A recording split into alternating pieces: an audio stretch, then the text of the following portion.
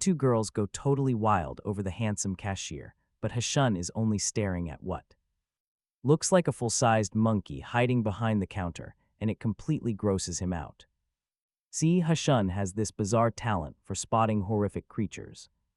Disguised as normal humans, most are just harmless background extras, but right after he steps outside, that creepy cashier glares right at him. Trouble is brewing.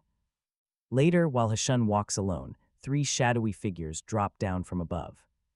He looks up, practically dying of sheer panic, and immediately apologizes for things he never even did. He tries to bolt, but luck is not on his side. One toxic stranger blocks him, asking if Hassun can really see past their disguises. He never stopped to wonder how these monsters discovered his secret. Panicking, he makes a desperate run for his life. But the toxic guy flings deadly snakes, and they bite him instantly.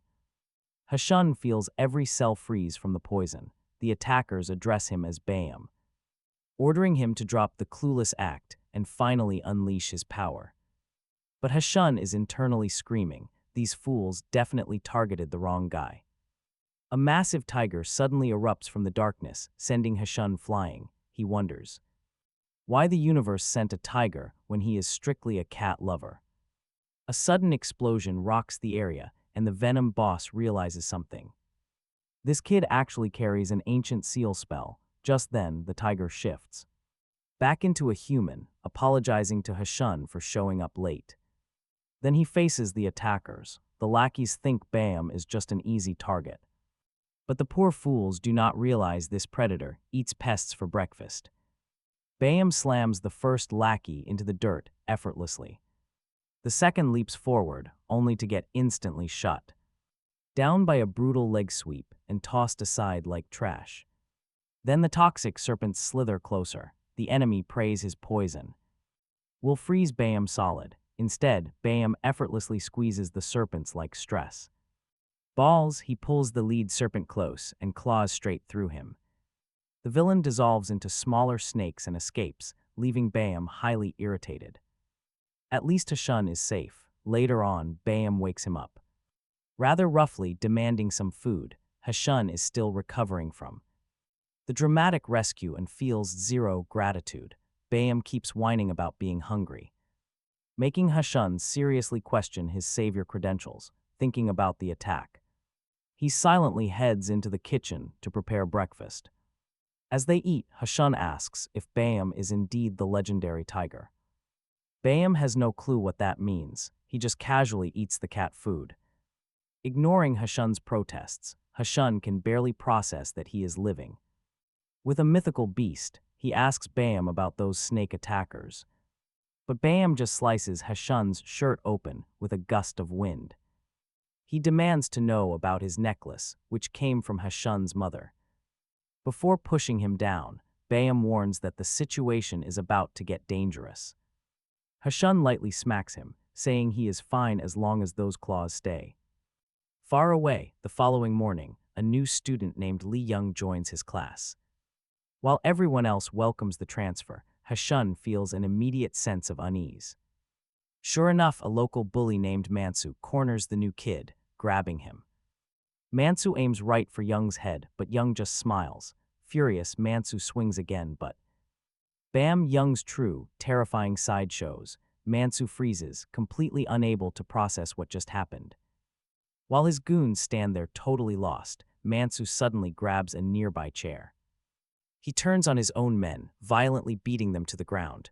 Meanwhile, Young just smiles. Sajin quietly peeks inside, completely horrified by the sudden, brutal chaos. She rushes outdoors to find Hassun, but before she can even speak, Young appears right behind her. He asks if she's talking about him. Sajin freezes up, utterly paralyzed by the shock. But strangely, Hassun just starts walking away. Young quickly tags along like nothing happened, casually asking if he can crash at Hassun's place for the night. Sajin, sharp as always, dumps a massive responsibility right onto Hassun's shoulders. He didn't even know he had this duty, but he just nods along anyway. They split up, feeling responsible, but honestly, this is a total disaster waiting to happen. Later on, Sajin walks alone when Young suddenly corners her from behind. He sneers, asking if she truly thought she could escape after ruining his grand plans. Before she knows it, she is forced onto the high ledge of a deserted building. She desperately whispers into her phone, calling Hassun for help while Young watches. One mistake. And she is dead. See, Young possesses a terrifying mind control ability that keeps her completely frozen. He was dispatched by the brutal Yacha gang to capture Hassun.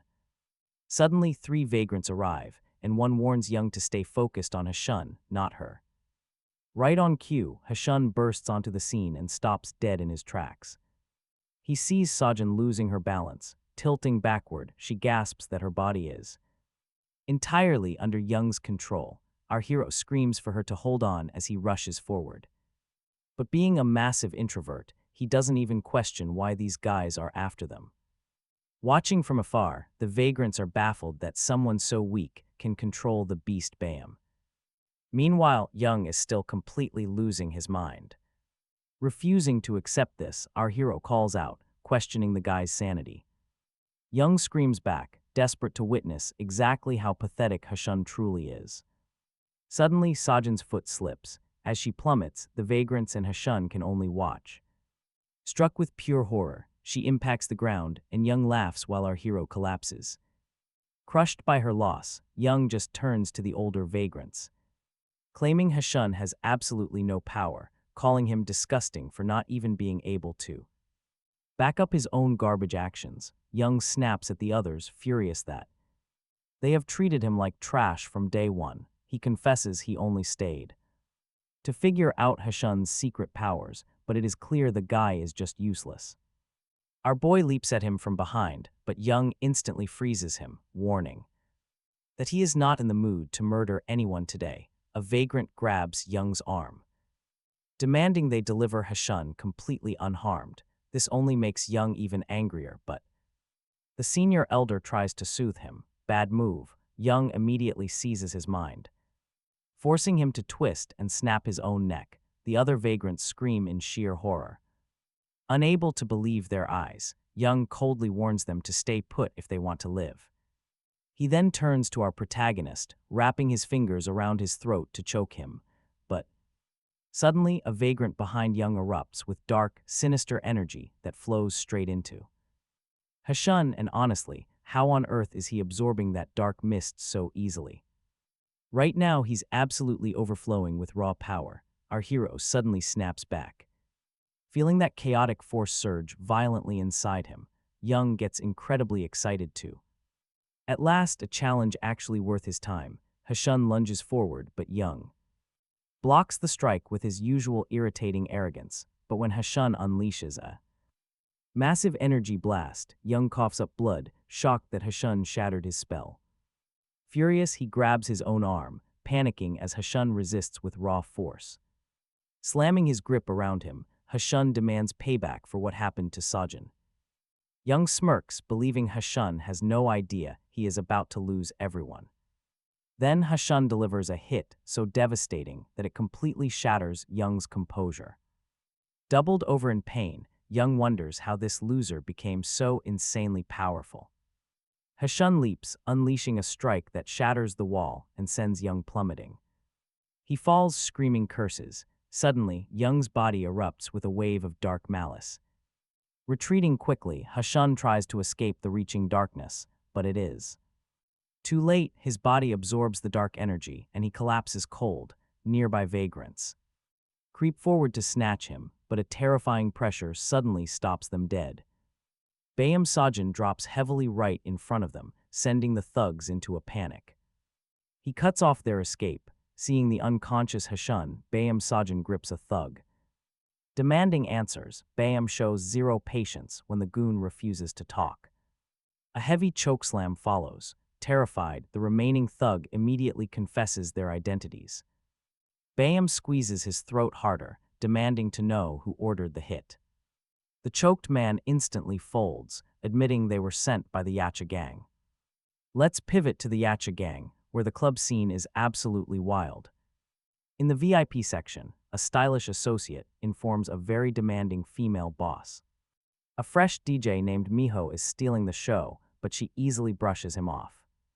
Strutting away with her crew, she leaves, hiding her true identity as Dakshini. She heads straight into a chaotic meeting of the Yacha Syndicate's top brass. Meanwhile, the stylish scout was right. Miho is indeed a sneaky vagrant. He has his fox ears perked, eavesdropping on their plans. Inside, the high-ranking gangsters discuss capturing Hassun. Dakshini laughs, claiming they do not have to worry about Bayam Sajjan at all. She boasts her men handled him. Hilariously, she is completely clueless about their deaths. The other bosses nervously remind her that Bayam is the absolute strongest vagrant. Pouring herself a drink, she dramatically dismisses their warnings as mere paranoia. But the doors fly open, and a guard drags in the snooping Miho. The guard exposes him, while Miho sweats, nervously claiming he was looking for the restroom. Shiny notices he does not seem truly afraid, which makes her tense up. With a sudden burst of speed, she lunges forward and slams him against the cold concrete wall, yet Miho just laughs at her physical strength. He asks if a minor scratch is all she can manage, mocking her muscles. She retaliates with a brutal kick, yet the fox keeps smiling, completely unbothered. Enraged, she orders her guards to attack, but the clever fox reacts instantly. He dives through a window, escaping the high-rise with an effortless jump. Landing safely, he thinks he is free, but she drops right behind him. She strikes with sharp claws, her movements slick and almost human. Yet Miho's incredible agility keeps him completely untouched. Now he strikes back. Unleashing his fox fire, he shoots a massive blaze straight at her. Shiny just stands there, mockingly pretending to burn, leaving him totally stunned. In the fire, she finally figures out his true identity. Meanwhile, a black van sits waiting. Packed with a completely different squad gearing up, their female leader, Yesio, tells her crew to stay calm. They will strike only when the time is right. Cut to Sajjan trapped in a terrifying nightmare before our hero jolts awake, sweating buckets. Bayam is parked right beside him, telling him to rest a little longer. Our guy asks what happened to those attacking vagrants, but Bayam just stays annoyingly quiet. Sajjan explains he has seen weird things since he was a kid, and his mother told him not to panic because those creatures were actually friends. Bayam asks about his mother, but our guy is still haunted by those creepy vagrant faces and those 3 new enemies who clearly wanted him dead. He snaps and demands to know why they are targeting him. Bayam ignores the question and asks again where his mother is. Our boy quietly confesses she passed away. Bayam pulls out his necklace and asks if she said anything when she handed it over. Our guy says she promised it would protect him and never come off. Then Bayam claims he needs to meet her, leaving our boy completely baffled. Back at Yacha Club, Shiny is teasing Miho, calling him a cute spy and joking about not wanting to ruin his pretty face. He fires back with a quick babe, which completely throws her off guard, taking advantage of the surrounding crowd. He leaps high and scales a massive building. Shiny is thoroughly annoyed by Miho's powers, but she is no slouch either and immediately pursues him, just as she is about to reach the peak. Miho catches her with a fiery magic square right to the face and unleashes it with devastating force, but she quickly ducks midair to dodge. Then Shiny takes a boxing stance and punches right at Miho's face. He is quick, but cannot avoid her next strike, and it connects cleanly. Miho instantly realizes he is up against a formidable opponent. With no choices left, he flips back, but Shiny is right on his tail, targeting his landing spot. A massive explosion echoes as Yesio clears the battlefield below, preparing to join the clash. Meanwhile, Miho's head is left spinning after taking that monstrous blow. Shiny tells him he is only the second person to ever survive her punch. Miho jokingly replies that he wants to meet the first one in person. She gets fired up, bulking up and ripping her shirt.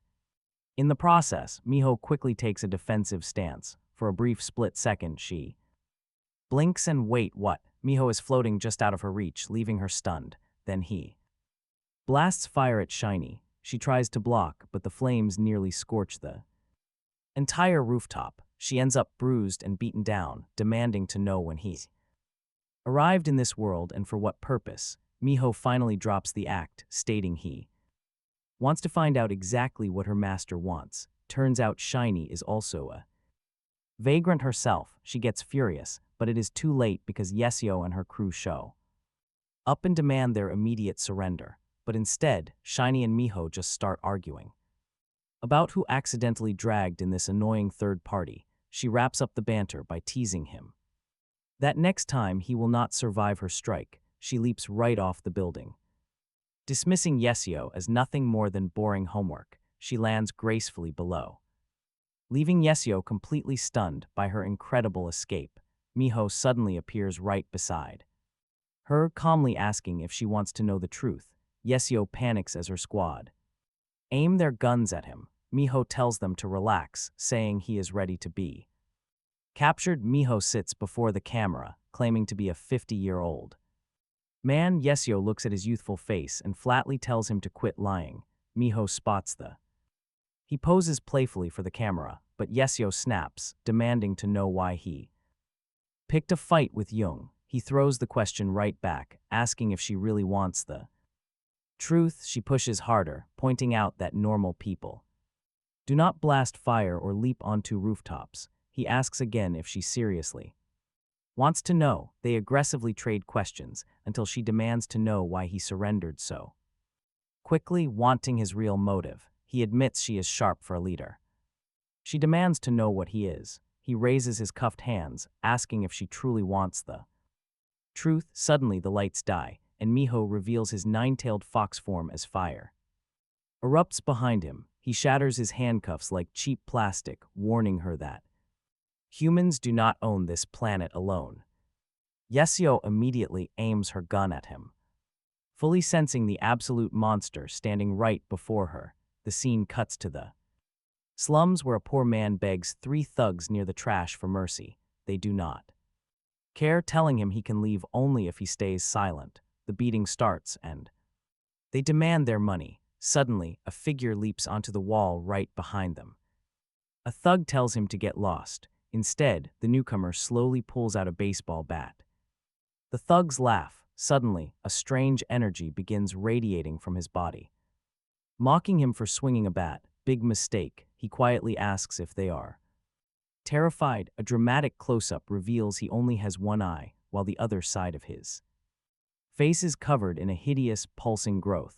The thug keeps talking trash until a heavy baseball bat swing completely shuts him up, sending him flying across the street like a literal ball. Landing 50 meters away, he coldly warns the remaining thugs that if they value their lives, they must vanish. Back at the interrogation, Yesio still thinks Miho is bluffing. He explains that every god from ancient myth was actually just a vagrant who crossed over into our dimension. She asks if that makes them aliens from some other world. He nods, explaining that the god of war was a vagrant of raw power, pure ambition and unmatched courage, while the love goddess was a traveler of absolute, endless beauty. They arrive from various eras and realms, but they have always lived secretly among humanity. She accepts this, reminding him of something. They are the intelligence team monitoring the Yacha gang, and she suspects their leader, Jung Yun, of hiding powers. Miho tells her she is a vagrant, too. She asks what her special ability is. He claims if she had been shot earlier, she probably would have effortlessly caught the bullet, something he would never be foolish enough to attempt. While speaking, he snaps his handcuffs again, forcing the guards to raise their guns. That leader is not Jung Yun. Her real identity is Duok Shiny. We cut to Shiny entering a quiet, traditional room. She bows deeply to a mysterious man who brings up the chaotic club incident. She says it is nothing major. Honestly, the creator made this man far too handsome for his minor role. He asks Shiny why she looks so completely exhausted, and she sharply fires back, asking if he actually wants to know who caused it. The handsome man shrugs, saying it is irrelevant anyway. Whoever is behind this wanted the government to intervene, and they totally succeeded. Shiny tenses. He promises he has no fear of weak humans, but issues a dark warning. about who will seize control if she continues slaughtering people recklessly. He drops a specific name and orders her to hunt him down. This mysterious figure is a. This guy is a powerful vagrant, and Shiny has to use him to capture Hassun. As she leaves, a man named Imugi watches from the dark, whispering about her loyalty. He calls her his greatest strength, totally thrilled to witness her true power. He even drops hints about a secret project she's keeping under wraps for now. Something that will earn her major credit later. Meanwhile, the goon basher is busy. A fresh pack of thugs surrounds him, throwing insults. He calmly lights a cigarette first. He looks them over, asking if they came to watch him smoke or to actually fight. With that, he explodes forward, moving like a blur and striking one guy right in the face. Next is a brutal sliding kick that sweeps a whole row of thugs off their feet. You just know this is going to hurt. Suddenly, a thug tries a cheap shot. He swings a sword, but the blade shatters instantly, leaving the attacker completely frozen. The vagrant spins, slamming his elbow hard into the guy's jaw without a second thought. He does not even bother finishing him, yet the bleeding thug still calls him a monster. Smiling, the vagrant pulls out a baseball bat, treating the thug's head like a home run ball. As he sits casually on a pile of groaning bodies, Shiny arrives with her squad. The basher immediately senses she is a fellow vagrant and challenges her to step closer. Shiny gets straight to the point, offering him an incredible deal he simply cannot refuse. 2 days later, Hassun is traveling, trying to wrap his head around everything. Byung dropped some massive news, revealing he was sealed 5,000 years ago. He was locked inside the necklace Hassun received from his mother, trapped in total darkness. For ages, he was neither fully awake nor asleep. Now he wants answers. He needs to find out what happened and why that necklace was given to Hassun. Without its power, he can barely survive. Right now, Byung is acting incredibly relaxed. Hassun asks him about that crazy surge of energy he felt while fighting Young. He tries focusing to summon it again, but nothing happens, meanwhile chewing on snacks. Byung confirms Hassun is human, just slightly unique because of his family heirloom. That magical necklace altered his bloodline when Hassun asks if he is a vagrant. Byung laughs it off instantly, telling him there is absolutely no way. Even if he were one, he would easily be the weakest person on Earth. To make things worse, the boy even struggles to open his bag of chips. Byung explains that vagrants always detect each other, and right on cue, he stands up. He stares down the quiet train car as a mysterious, dark figure steps inside. Byung tenses up, his eyes flashing with warning, but it is just that same brawler with the baseball bat, and he does not seem to care at all. He keeps a casual smirk even though Byung is glaring daggers at him. Talk about nerve. Realizing he cannot safely fight with Hassun right beside him, Byung makes a move. He grabs Hassun and bolts, stopping when he senses movement right behind them. But the vagrant is already airborne, swinging his weapon with deadly force. Byung vanishes, reappearing behind him, demanding to know if he is with the Yacha gang.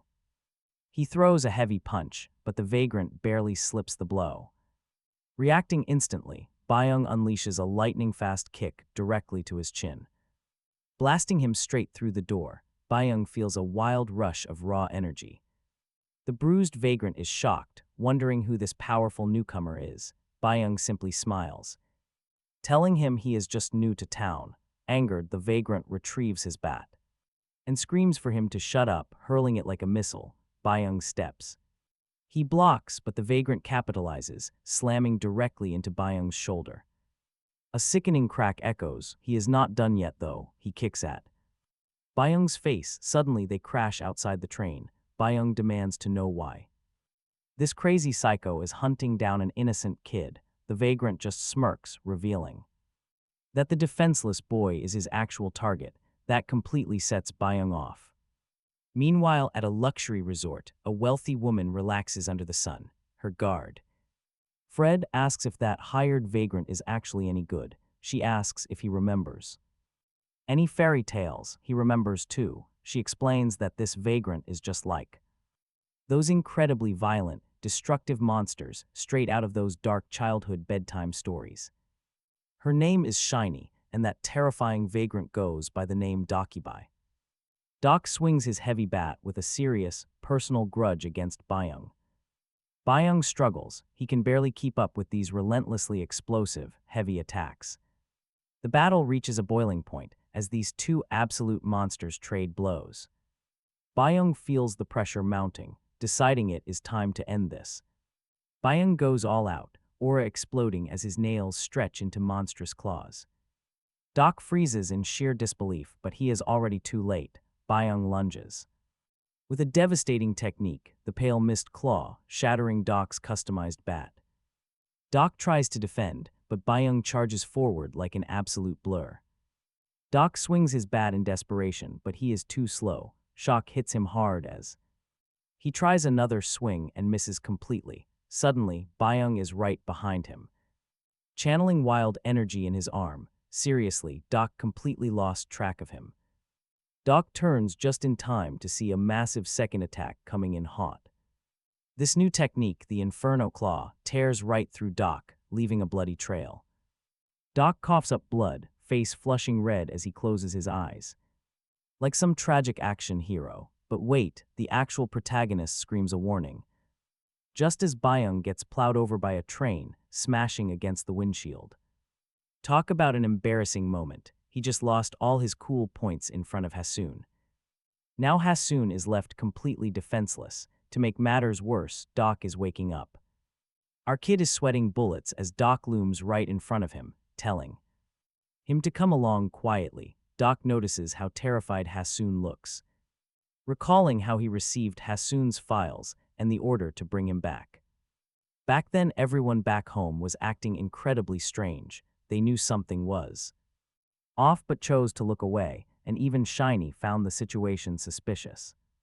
Still, she warned Doc that Byung would be his only real obstacle in capturing the kid. Right now, Doc is callously driving blades into Hassun's shoulders, wondering how such a helpless kid could ever pose a threat to anyone. Then the dark mist around them begins to shift ominously. Before Doc can react, he strikes Hassun, sending blood flying. Doc calls out to Jason for backup. Desperate, Hassun bites down hard on Doc's arm, but gets instantly tossed away like a ragdoll, crashing hard onto the concrete. Terrified, Hassun scrambles to run, but Doc teleports right in front of him, striking again, ordering him to quit fighting back and start moving. Outside the tunnel, Byung leaps backward with incredible speed, looking dead serious. Meanwhile, inside, Doc drags Hassun along as the kid weeps over his terrible luck, wondering why everyone wants him dead. But as the kid desperately grabs Doc's arm, he screams as his eyes light up, and Doc catches him leaking some strange energy. Doc curses, but it is already too late because Hassun makes his decisive move. As Byung gets closer, he senses a heavy pressure, thinking it is another stray. But this presence feels completely wrong. Back with Doc, he is absolutely losing his mind. He cannot believe it. His weapon drops and his joints crack loudly. As Hassun pushes his spell, Doc's bones break and he crumples to the floor. Screaming, Doc watches as Hassun casts another spell, invading his memory. Suddenly, Doc is pulled into a void, remembering when he wanted to help. Helping the broken makes him wonder if he is even the same guy anymore. Back in reality, the malice drains from his eyes. A train almost hits him. He barely leaps away, only to face an even bigger monster staring him down. Doc knows he is finished. As the train rolls past, he spots Byung. His body glows with fierce energy, and Byung is furious Doc touched him. Byung is totally unaware of how badly Hassun has already wrecked the guy. But get this, outside the lab, Imyugi and Shiny run into a bizarre stranger. It is that same weird guy. Imyugi can tell right away the experiment worked. The experiment succeeded, and the guy admits it, revealing he is Hassun too. He is the famous doctor Shiny never expected to actually meet in person. He breaks down the process simply. They took Hassun's DNA for a test. They put it in a kit, waiting to see how the body would react. Imyugi asks about the results, and the doctor says they were absolutely insane. The subject got better strength, stamina, reflexes, and rapid healing. Imyugi jokes about being jealous, but the doctor warns him about the catch. These boosts do not last, and the kid returns to normal in a day. To harness the full power, they will need the real, original subject. Imyugi catches on right away. They must bring Hassun directly to them. He asks about the test subject, and the doctor explains his condition. The failed implant left the kid broken, but cold Imyugi does not care. He orders the doctor to wake the boy up for a direct meeting. The doctor boots him up, grumbling about his 2,000 years of research. He has never seen anyone contain this power, suspecting divine influence. Imyugi jokes it might just be a warning instead. Suddenly, the subject awakens. He wakes up in a rage, while Imyugi stands there waiting calmly. The subject spits venomous insults, but Imyugi instantly fires a sharp retort. He mocks his foul mouth, subtly hinting at a dark history between them. Enraged, the man cracks the glass, screaming his desire to kill Imyugi. The doctor panics, but Imyugi just smirks as the subject charges forward. He screams like an absolute god, but Shiny quickly leaps in to strike. She crushes him instantly, throwing the entire laboratory into pure, messy chaos. He is relentlessly hunted, completely surrounded by a swarming dark energy. Imyugi just watches with deep disappointment, having only wanted a clean solution. Stripping off his gloves, Imyugi raises his hand as lightning zaps his fingers. Before Shiny can react, he fires a devastating blast at the subject. The massive blast vaporizes him into ash, and Imyugi steps up to the newly made giant hole. He claims he is no god, but has come to challenge them all right now. Ready to fight, Baihyung is on a ship, battling greedy seagulls trying to steal his shrimp chips, swatting them away with sharp claws while Hassun is still out cold. He remembers when Baihyung asked why he stopped him from chasing after Duck, and Hassun said it was because Duck already had a place where he was truly needed. The scene shifts to those slums as Duck stumbles through the streets completely drenched in blood. Worried people rush over as he finally collapses. It is obvious these are the people he has been protecting all this time. Back at the lab, Shiny gets a call and tells Imyugi that Duck failed his attempt to capture Hassun. She decides to handle it, but Imyugi steps in and says he will go instead. She is quite shocked, but he gives her a sly grin, saying he has not felt this excited in ages, his heart pounding with raw anticipation. Meanwhile, Hassun's ship arrives at a completely deserted island. He explains. This is Baekwa Island, where he lived until age 7, though he can barely remember anything about the location. Baihyung urges him to take the lead, but Hassun snaps back, telling Baihyung to follow him since this is his island. As they walk deeper, he realizes everything has changed, even his memories do not match his surroundings, making him wonder if something went down here. He remembers running through these paths with friends, hearing his mother call him home, but seeing his childhood house in total ruins, he is shocked. Baihyung quickly points out that this was no regular accidental fire, and looks like the work of an outsider. Suddenly, the island nymph appears silently. Watching them, Baihyung curiously asks about his mother, and Hassun says she was a highly respected shaman. After she died, people whispered that she had revealed too many secrets of nature.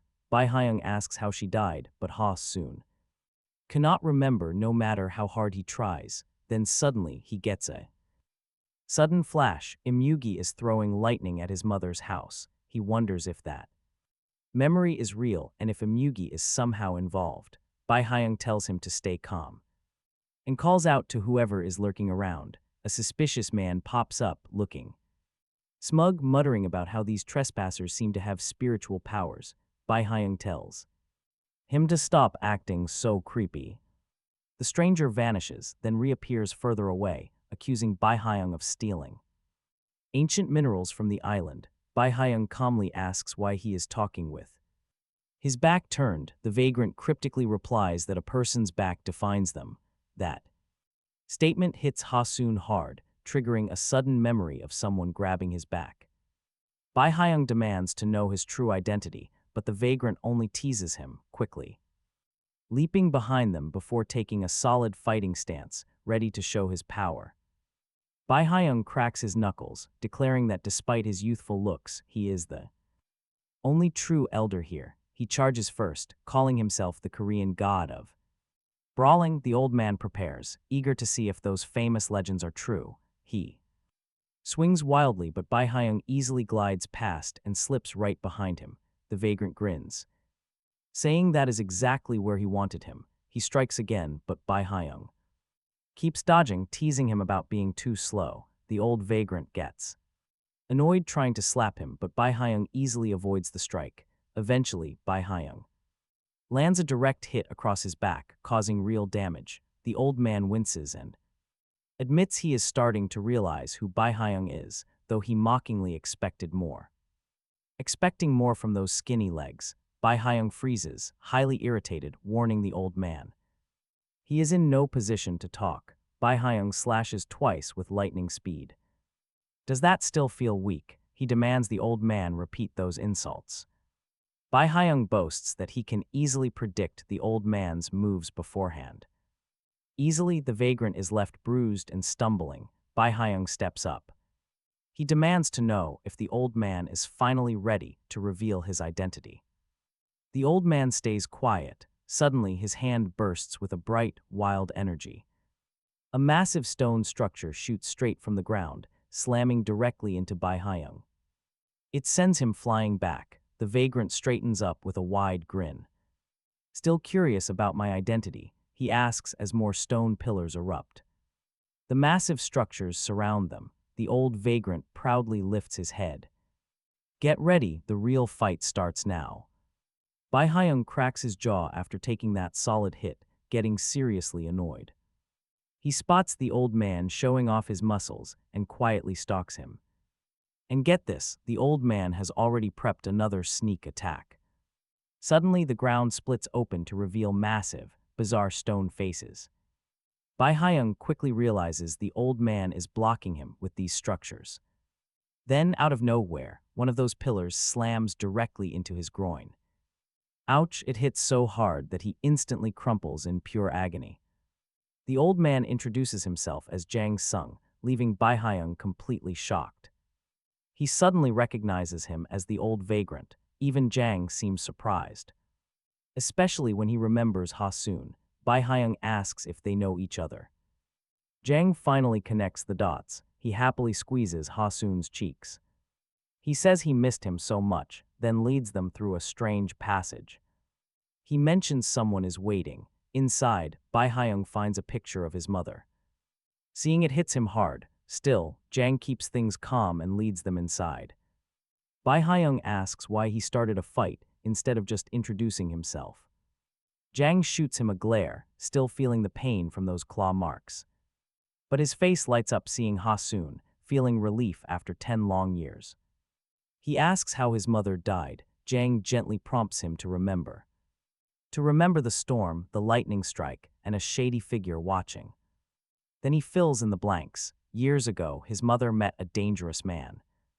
A powerful, wannabe dragon. She realized there was no way to stop him.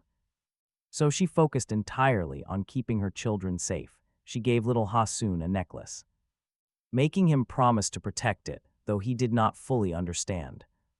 Still, she had complete faith he could handle whatever came next.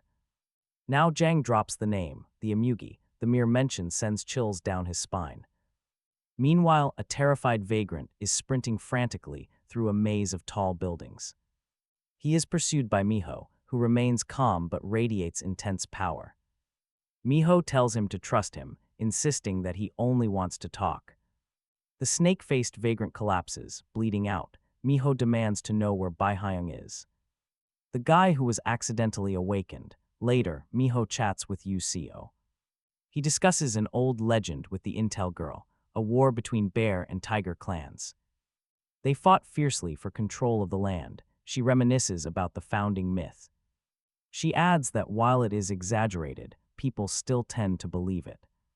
Overlook who actually commanded that legendary clash. Miho reveals that Bai Hyung is the fighting deity and the true leader of the Tiger clan. When Yuseo asks if the Bear clan came out victorious, Miho confirms they did, but Bai Hyung mysteriously vanishes just before the final round, giving the Bears a massive advantage and allowing them to end things quickly. Now, is the gang actually tracking Bai Hyung? Miho says yes, explaining that the Yacha gang broke his seal and wants to exploit him. They must act because even if the gang manages to win Bai Hyung over to their side, they might eventually need to eliminate him.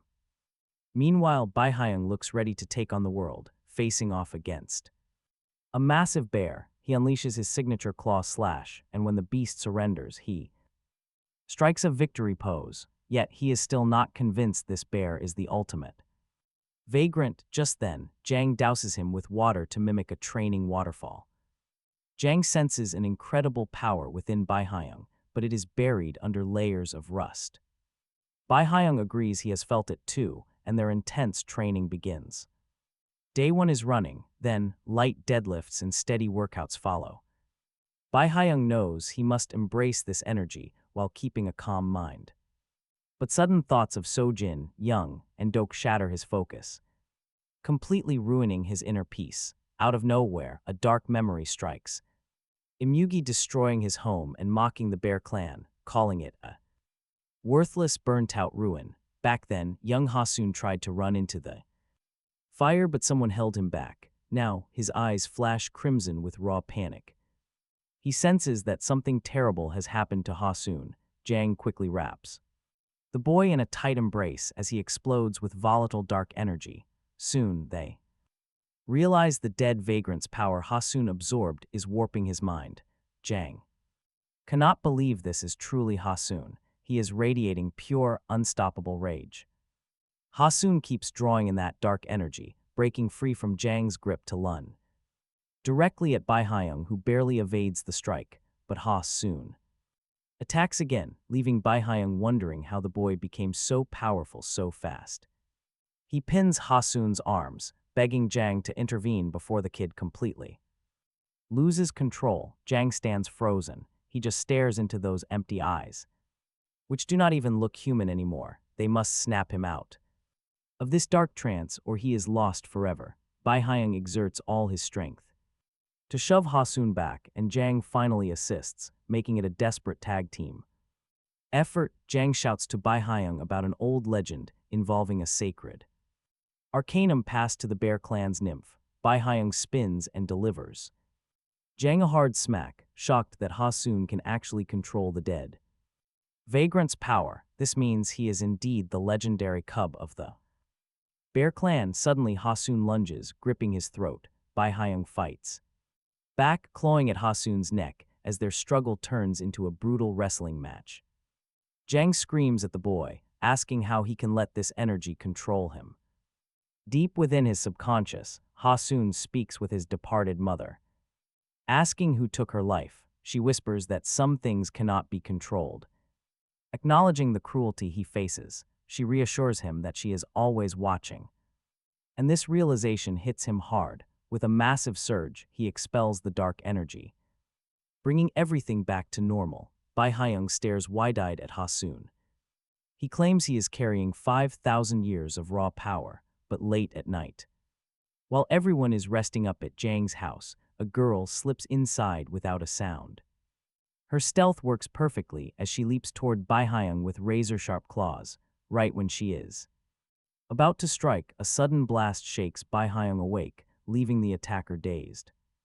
An idiot teammate stumbles in, and she immediately screams at him for ruining her sneak attack. Meanwhile, Jang is running around in a panic, blinded by his sleep mask. Bai Hyung is absolutely furious, his great dream ruined. He growls, none of them are leaving this place alive. Outside, Hassun is still pushing his limits, training hard against massive pillars. He suddenly puts it together. All this trouble is happening because of his Bear clan blood. Right then, a shadow lunges from the dark, but he reacts instantly, barely blocking the strike. A second assassin cuts off his escape from behind. Then, a third opponent appears. Sparking fire from his bare hands and unleashing a wave of heat, Hassun ducks just in time. The lead vagrant smirks, looking down at the kid with a mix of pity and mocking amusement. They want Hassun. Our young hero is completely in the dark. He braces to fight them alone, but one thug steps forward first, eager to test his strength. Let us check on Jang. Surprisingly, he is holding his own. He is actually handling the brute quite easily. The female assassin watches in shock. But Bai Hyung blindsides her, delivering a massive blow that shatters her ribs. But she heals instantly. She sneers, warning him he chose the wrong opponent. Bai Hyung demands to know why they are after Hassun, his mind racing with suspicion. He realizes these freaks might actually belong to the notorious Yacha lackeys. The girl shrugs off his theory, casually calling themselves a pack of simple killers. Bai Hyung thinks fast. A healer and a heavy tank are just a distraction. They are stalling to snatch Hassun. Things are getting extremely dangerous. Meanwhile, Hassun is pushed to his absolute limits, trying to survive a brutal onslaught. His opponent moves like lightning, throwing blinding kicks and punches from every angle. The cocky bastard even pulls out his phone for a selfie while kicking Hassun's face.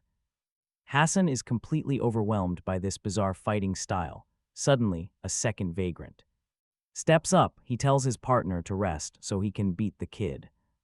Hassun grits his teeth, wondering why they are taking shifts, as the clawed thug swings. Hassun decides it is time to tap into Young's special powers to survive. But before he can, the attacker suddenly freezes up and glitches out violently. His partner tells him to stop playing, but the man's bones suddenly snap completely. He collapses. Hassun unleashes his newly awakened energy, shocking the survivor. But Hassun knows he cannot let his guard down. This lightning-fast speedster is still dangerous. The speedster charges, but Hassun tracks the movement, catches his leg, and slams him down. A brutal blow straight to his head. The speedster is grounded instantly. He floats back with insane speed, turning to the last standing assassin with a cold stare. These guys are desperate to understand his abilities, how he can steal and copy skills. That broken, multitasking power is exactly why Amugi is so obsessed with capturing him. Meanwhile, back at the house, Bai Hyung is still brutalizing the cocky female killer. Jang leaps into action as well, unleashing a powerful tackle on the big bald guy. He sends Baldy crashing through the wall, making the assassins realize they messed up. But the healing girl pumps energy into Baldy, making him tower over our heroes once more. She orders him to target Jang first. Meanwhile, our main guy plays it pretty cool. He waits for the perfect opening, then starts absolutely wailing on the vagrant, completely humiliating him. Though Hassun is draining his stamina fast, the vagrant barely flinches and strikes back with brutal force, sneaking behind Hassun to trap him. Heavy chains bind him. As our hero collapses, a massive claw crashes beside him. The vagrant sneers, will killing him finally bring those stolen powers out to play. The boss tells him to stand down, but the rebel claims he is totally done with. Amugi, the boss, commands him to drop the act, but the rebel draws his blade, declaring full mutiny. Meanwhile, back at home, Baldy goes absolutely wild, only to get instantly wrecked by a quick team combo. The healer calls him trash and casts another buff. Bai Hyung suddenly snatches her right out of the air and warns her that nobody survives a clean decapitation. She freezes in sheer terror, but her panic is cut short. She is instantly eliminated. Now back to our main guy. The rogue vagrants are now turning on each other. The boss charges up a devastating punch to discipline his subordinate, but the fast rebel evades mid-leap. A second blow connects heavily, slamming the traitor down. The boss warns him that he chose his own grave, then refocuses on our hero. Suddenly, a massive surge of energy locks the boss in place. The rebel just unleashed a skill exactly like the one Young used. He calmly walks over to our battered hero, who is barely holding on. Grabbing Hassun by the hair, the rebel claims they are Partners now threatening to shred his tendons if he pulls anything stupid. Then out of absolutely nowhere, a giant monstrous hand drops down and instantly snaps the neck of the rebel. Meanwhile, over at the house of Jang, Bai Hyung and Jang are left reeling from the sudden midnight assault. Bai Hyung asks about Hassun. The old man thinks they should go find him but trusts he is doing fine. Meanwhile, dark energy begins spilling from the dead bodies. The elder cannot believe his eyes. Hassun is actively absorbing this dark power. What on earth is happening out there? Suddenly, the rebel gets absolutely crushed by a strike from the boss. His special skill failed completely against him, radiating pure demonic force. The boss mocks the weak abilities of the rebel compared to his own true might. He grabs the rebel by his skull as the traitor trembles in terror. The moment he dies, all that dark power rushes straight into our hero. The boss is stunned as the energy whips around Hassun like a massive cyclone. He starts transforming into a vagrant himself. The boss screams in rage, but our hero only responds with a cold, fearless glare. His wounds rapidly knit closed, his hands hardening like steel. Where is this power coming from? The boss, growing seriously aggravated and anxious, watches our hero roar and leap directly into a clash. Meanwhile, Bai Hyung and Jang rush to find him, hoping they are not too late. But the collision ends terribly, leaving our hero defeated. The boss actually respects him for leaving a scratch. Our guy groans in agony as the enemy grabs him, lecturing that vagrants operate on an entirely different level of power. He tells him to surrender, reminding him that Amugi is waiting. Hearing that name sparks a fire in Hassun, who roars and grabs the wrist of the boss. The boss snaps, claiming that even at full strength, Hassun remains too weak. Sharp daggers hover in midair, aimed right at him. Now the terrified boss is suddenly begging. He pleads with Hassun to stop. The daggers strike, piercing deep, yet he still manages to blast them back with a massive wave. He mocks Hassun, boasting about being invincible and telling him to give up, but Hassun is already surging with massive power. Grabbing a blade, he channels everything into one fierce strike, dealing heavy, crushing damage. But the monster resists. He whips out massive chains, swinging wildly in a desperate attempt to catch him. Nothing. Suddenly, Hassun appears right in front of his face and delivers a devastating blow that cracks his skull. Pinning him down, Hassun keeps the weapon buried deep. He unloads a brutal barrage of punches as blood sprays everywhere. He beats the boss relentlessly. His splintering bones instantly repair. The crafty boss just laughs. He dares the kid to think this is the end. But Hassun knows he has won. He slams the monster's head down with crackling, explosive force. He roars for him to die, relentlessly beating the monster into the dirt. Watching from behind, Bai Hyung and Jang stand frozen in absolute shock. Bai Hyung whispers to Jang, asking who this terrifying kid actually is. The boss's head is beaten to a complete pulp. Blood completely coats Hassun's face. Even his own allies are starting to fear him. Meanwhile, over in the dusty slums, Doc is leaning quietly against a cold wall. He is reflecting on what Hassun said earlier about family and those they must protect. Right then, his front door suddenly flies open, and a messenger gasps for breath. He warns Doc that someone is waiting outside. Stepping out, Doc receives terrible news. The sinister villain, Amugi, appears right before him and casually demands to know where Hassun is. Doc stays calm, claiming he has absolutely no clue and cannot go looking while injured. Amugi shifts his focus, asking why Doc is gathering all these homeless wanderers together. Looking deeply concerned, Doc replies that they are simply lost souls with nowhere to go. Amugi smirks, declaring that to be the issue. Every wanderer needs some real purpose. They need jobs that match their unique abilities. Doc has no idea what he means. Mockingly, Amugi claims he is taking everyone to give them something actual to do.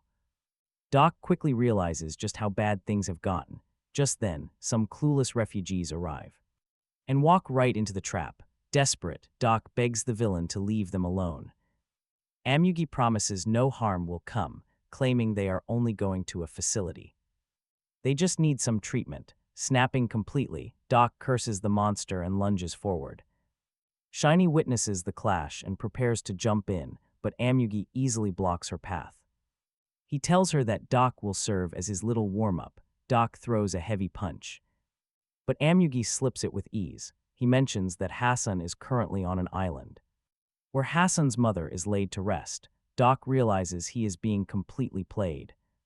Smiling, Amugi sneers that Doc is way weaker than he previously thought. Blocking another strike, he taunts that Doc will never catch Baihyung with such sloppy moves. Instantly, Amugi sends a massive jolt of electricity surging directly through Doc's weapon. His loyal crew panics, breaking free from their restraints to defend their fallen leader.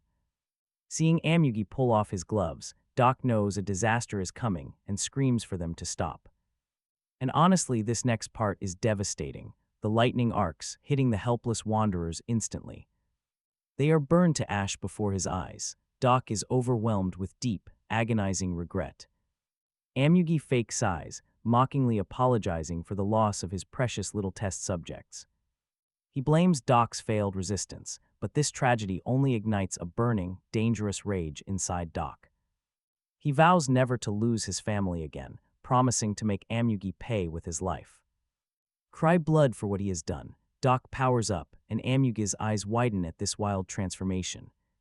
Sprouting a horn, he goes completely wild, but Amugi remains absolutely and entirely unfazed. He takes a brutal hit just to whisper a cruel truth: Doc has no family. He is just another forgotten drifter thrown aside like trash. Then Amugi raises a heavy fist. He acts like it is nothing. Suddenly, a flashback reveals Doc's bandit past.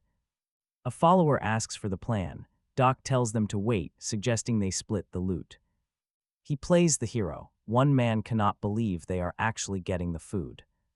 They praise him like a god, utterly shocked that he would just hand over precious grain.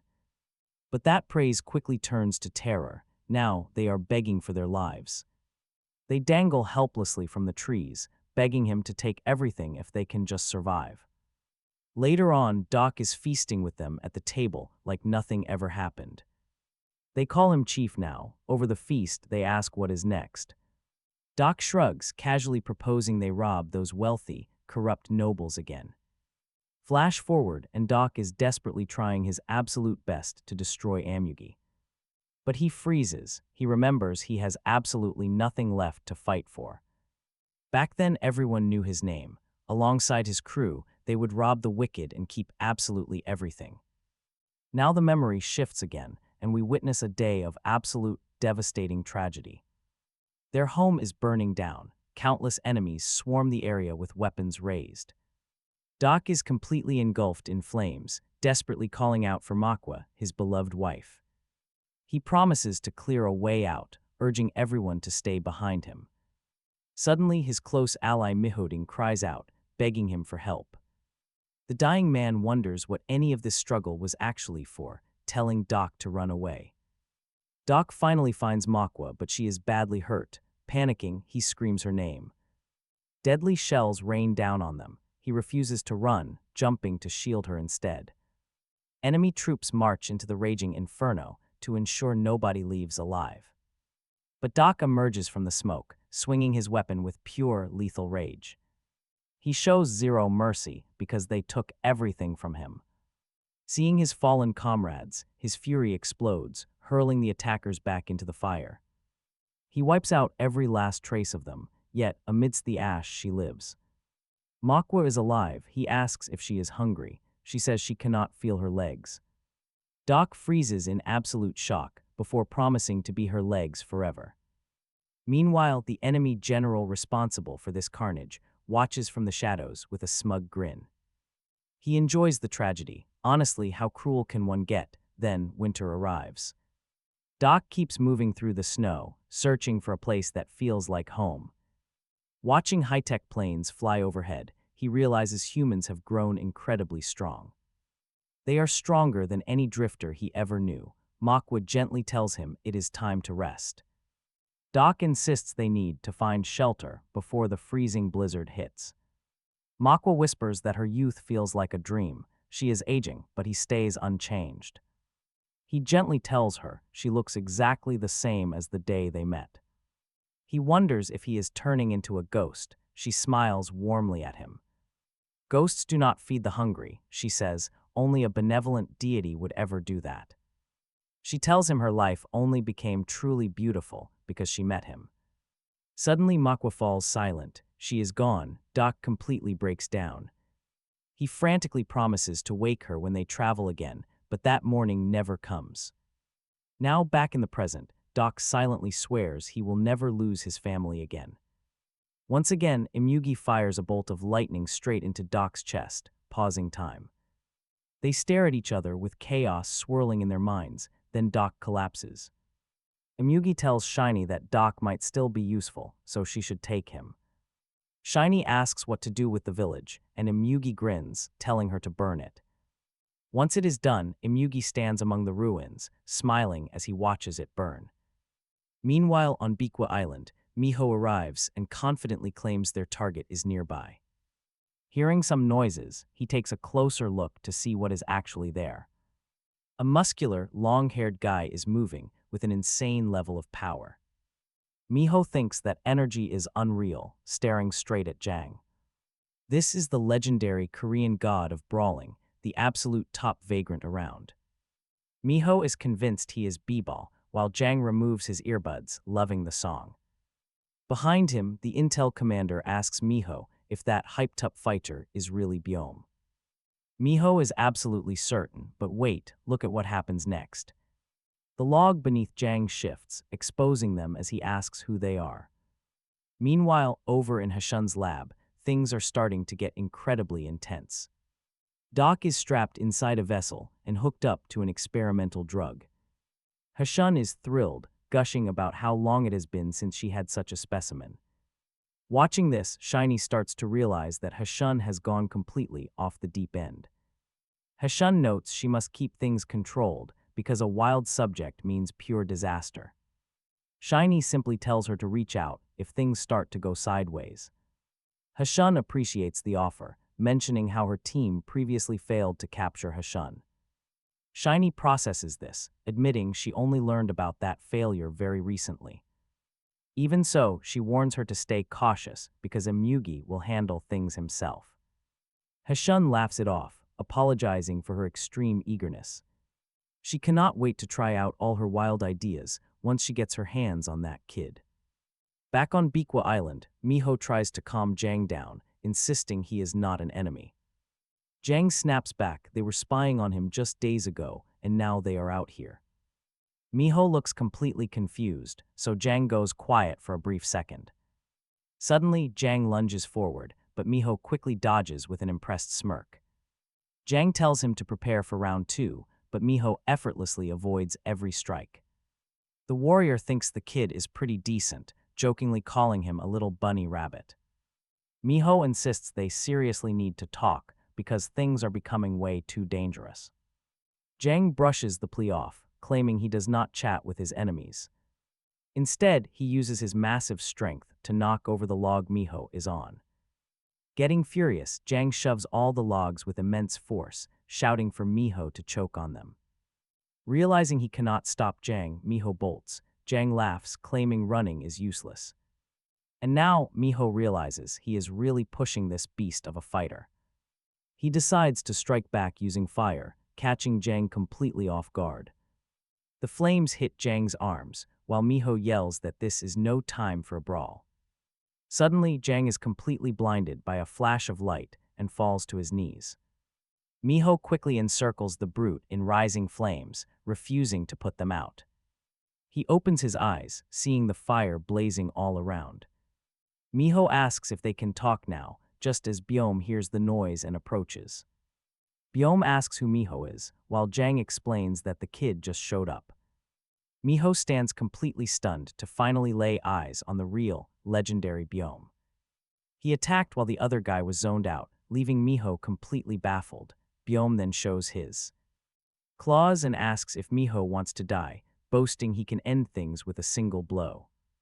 Miho just grins and brings up the Yacha gang, right before our hero drops a massive bombshell. About them being the exact same crew that had Young kill her friend Seojin. Everyone freezes in shock. Miho asks Hassun if she knows the Yacha clan is after her. Byom demands that Miho explain. Miho says that as vagrants have been disappearing one by one, he has been wandering around trying to track them down. Many of his friends are missing, and others are already eyeing a massive power grab for this land. Behind everything are people hiding as wealthy chaebols or powerful gang members, but they are all just puppets of a vagrant with insane power named Imugi. Our hero goes completely still at hearing that old enemy's name. When they arrive at Jang's place, the old man tells Miho that Byom is the final obstacle standing in Imugi's way. Miho thinks it's crazy how Imugi views Byom as just this last wall before his ultimate dream is within reach. Inside, Byom is soaking up all the attention, and Miho just can't figure out how that guy became so incredibly strong. Jang adds that Hassun is actually the missing piece of this entire situation. Hassun says once Imugi gets his absorption ability, he will take out Byom without even thinking twice. Jang explains that if Imugi actually gains Byom's power, absolutely no one will stand a chance against him. Miho quickly pipes up and says he is not backing down this time, no matter what, even if it means facing death. He will fight until the very end. Jang notices how much Hassun has changed since the day she lost her mother, but even then, he warns her that Imugi is already stronger than anyone there. Hassun asks if that is supposed to include Byom. But wait, right then, both Byom and Miho sense something rushing straight at them.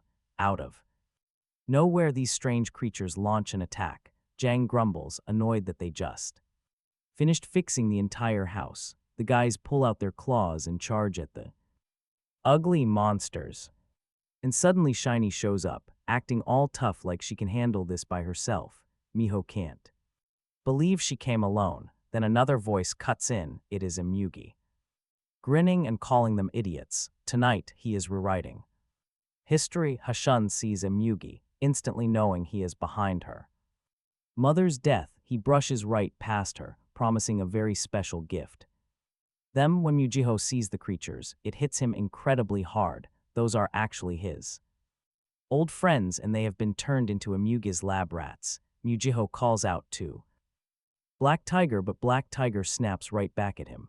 Imugi just laughs and unleashes a wave of dark energy, treating the entire thing like a sweet reunion. The blast obliterates Mujiho's friend right in front of him, leaving him completely frozen. Shock, Imugi mocks him, asking for his friend's name while the other minions rush Miho. The place quickly fills up with these twisted creatures as they overwhelm him fast, but Byom jumps in with sharp, clean strikes, easily cutting through the minions. Jang dives in too with his heavy statue, smashing enemies left and right. Miho charges in too, throwing punches and strikes fueled by pure rage. Watching Miho fight tirelessly, Imugi grins and even gives him credit for his bravery, but when Miho tries to absorb the minion's power, absolutely nothing happens. Turns out Hassun, who created these test subjects, made sure they could not be absorbed at all. Imugi, wanting to raise the stakes, calls out the next absorb them. Imugi, wanting to raise the stakes, demands the next challenger monster. He is completely thrilled to finally see what comes next. Right on cue, the same giant serpent slithers into view. Imugi orders it forward and it shoots its slithering snakes directly at Miho, biting him instantly. The creature is completely pumped, boasting that he was dying to kill Hassun, but Imugi promised a sweeter reward if he let her live. Imugi suddenly blasts the serpent, declaring she only wants to grant him a brand new life. The blast turns the beast to ashes right before Miho's eyes. The wretched vagrant dies in the most pathetic way possible, and all that unleashed energy gets sucked straight into our hero. Agony rips through him as the poison spreads. He feels every toxin burning inside his veins. Jang and Byom are totally losing their minds while Imugi watches with absolute, pure delight. She orders Shiny to grab Hassun, who lunges forward immediately. Meanwhile, Miho just sits there, completely defeated. Apologizing to his fallen friend for letting him down, he feels utterly useless. Old man Jang screams at Miho to snap out of his self-pity and protect Hassun. Finally, Miho pulls himself together, swearing that these ruthless monsters will pay dearly for what they have done. Shiny charges at him, but he blocks her with his blazing Miho art wall just in time. She mockingly calls him a cheap firefox. His weak tricks will never work on her. Just like that, an intense battle erupts between the two. Miho is absolutely fuming. He is ready to incinerate her and her entire crew. While they clash, Jang grabs Hassun and quickly escapes. Shiny just laughs, teasing that Miho looks quite handsome when he is angry. Miho throws a direct question at her, asking how she can casually watch her own allies get murdered. Shiny simply smirks. She does not care because only the strong deserve survival. Miho realizes she has crossed the line from being a tough boxer to just a plain crazy lunatic. He mocks her, saying this is her final chance to use her powers. She should enjoy it while she can. She snaps back, calling him a baby fox. Now, get ready, things get serious.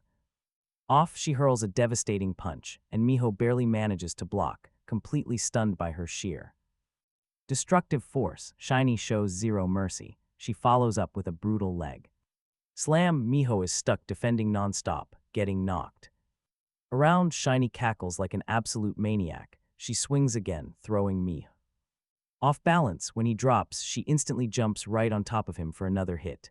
Annoyed and out of breath, Miho knows he cannot keep running. It is time to strike back. He gathers his spiritual energy, his eyes glowing blood red as his entire presence turns incredibly savage. He is clearly using everything he has left. With a wild laugh, he activates his supreme Miho art, the howling amber blade, transforming into a terrifying beast rather than a human. He roars that he will incinerate everything in his path. He shoots directly upward, sharp daggers forming in his hands as a massive shockwave erupts.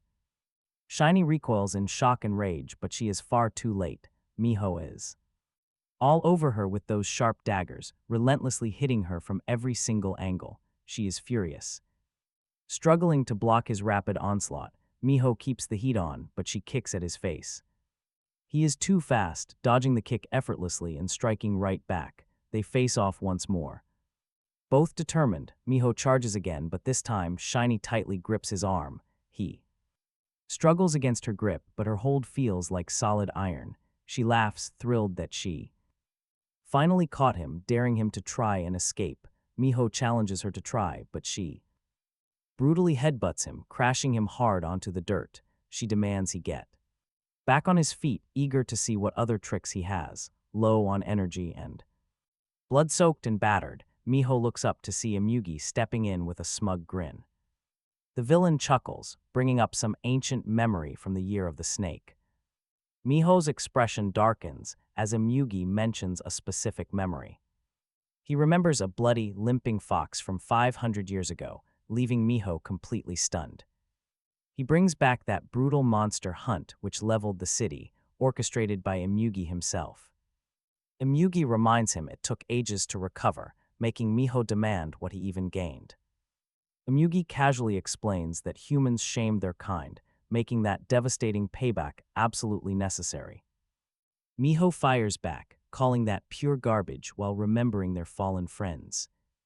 Imugi just scoffs, arguing there is no point in living alongside fragile mortals, especially when creatures like them easily outlive humans by thousands of years. Boiling with absolute rage, Miho roars that if he cannot take Imugi down tonight, nothing else matters. Activating the ancient art of Kamiho, he goes completely berserk. He unleashes his ultimate move, Heavenly Fox Advent. Feel the absolute hype as his entire body lights up. Shiny attempts to intervene, but she gets instantly tossed aside like paper. Facing this newly powered-up beast, Imugi stays calm, calling his efforts quite lovely. The real hunt begins as Miho screams he will avenge his fallen comrades. Even if he has to die right here, Imugi just starts laughing maniacally. He mocks him, saying he has not seen this kind of foolish loyalty in centuries. Miho lunges forward, but suddenly stops cold. Imyugi sneers that it is already over. Since he rules wind and rain, Miho's fire cannot touch him, then Shiny strikes. She blindsides Miho, bringing him down instantly. Imyugi asks for any last dying words. Suddenly, Jang teleports right behind the villain, screaming at him to stop. Shiny glides up right behind Jang, mocking him for being completely helpless. As Jang turns around, Imyugi instantly blasts him with a heavy bolt of lightning. Jang collapses, screaming out in agony. Imyugi laughs, ordering him to crawl back away. Just like when he destroyed Hassun's mother and crushed Jang's head under his boot. Now he will end Jang and seize Hassun. All Jang can do is curse. But before Imyugi can strike, he spots Baihyung charging straight at him. Baihyung connects a brutal punch to his face, but Shiny suddenly screams. She calls out Baihyung, demanding a fight, but he completely ignores her nonsense. He shuts her up with a lightning-fast strike, snapping that he has no time. He slams her straight into the dirt, completely destroying her face in seconds. Baihyung grips Shiny's horn, leaving Imyugi shaken by his force. Imyugi throws the horn back at her, but then he starts laughing hysterically for some strange reason.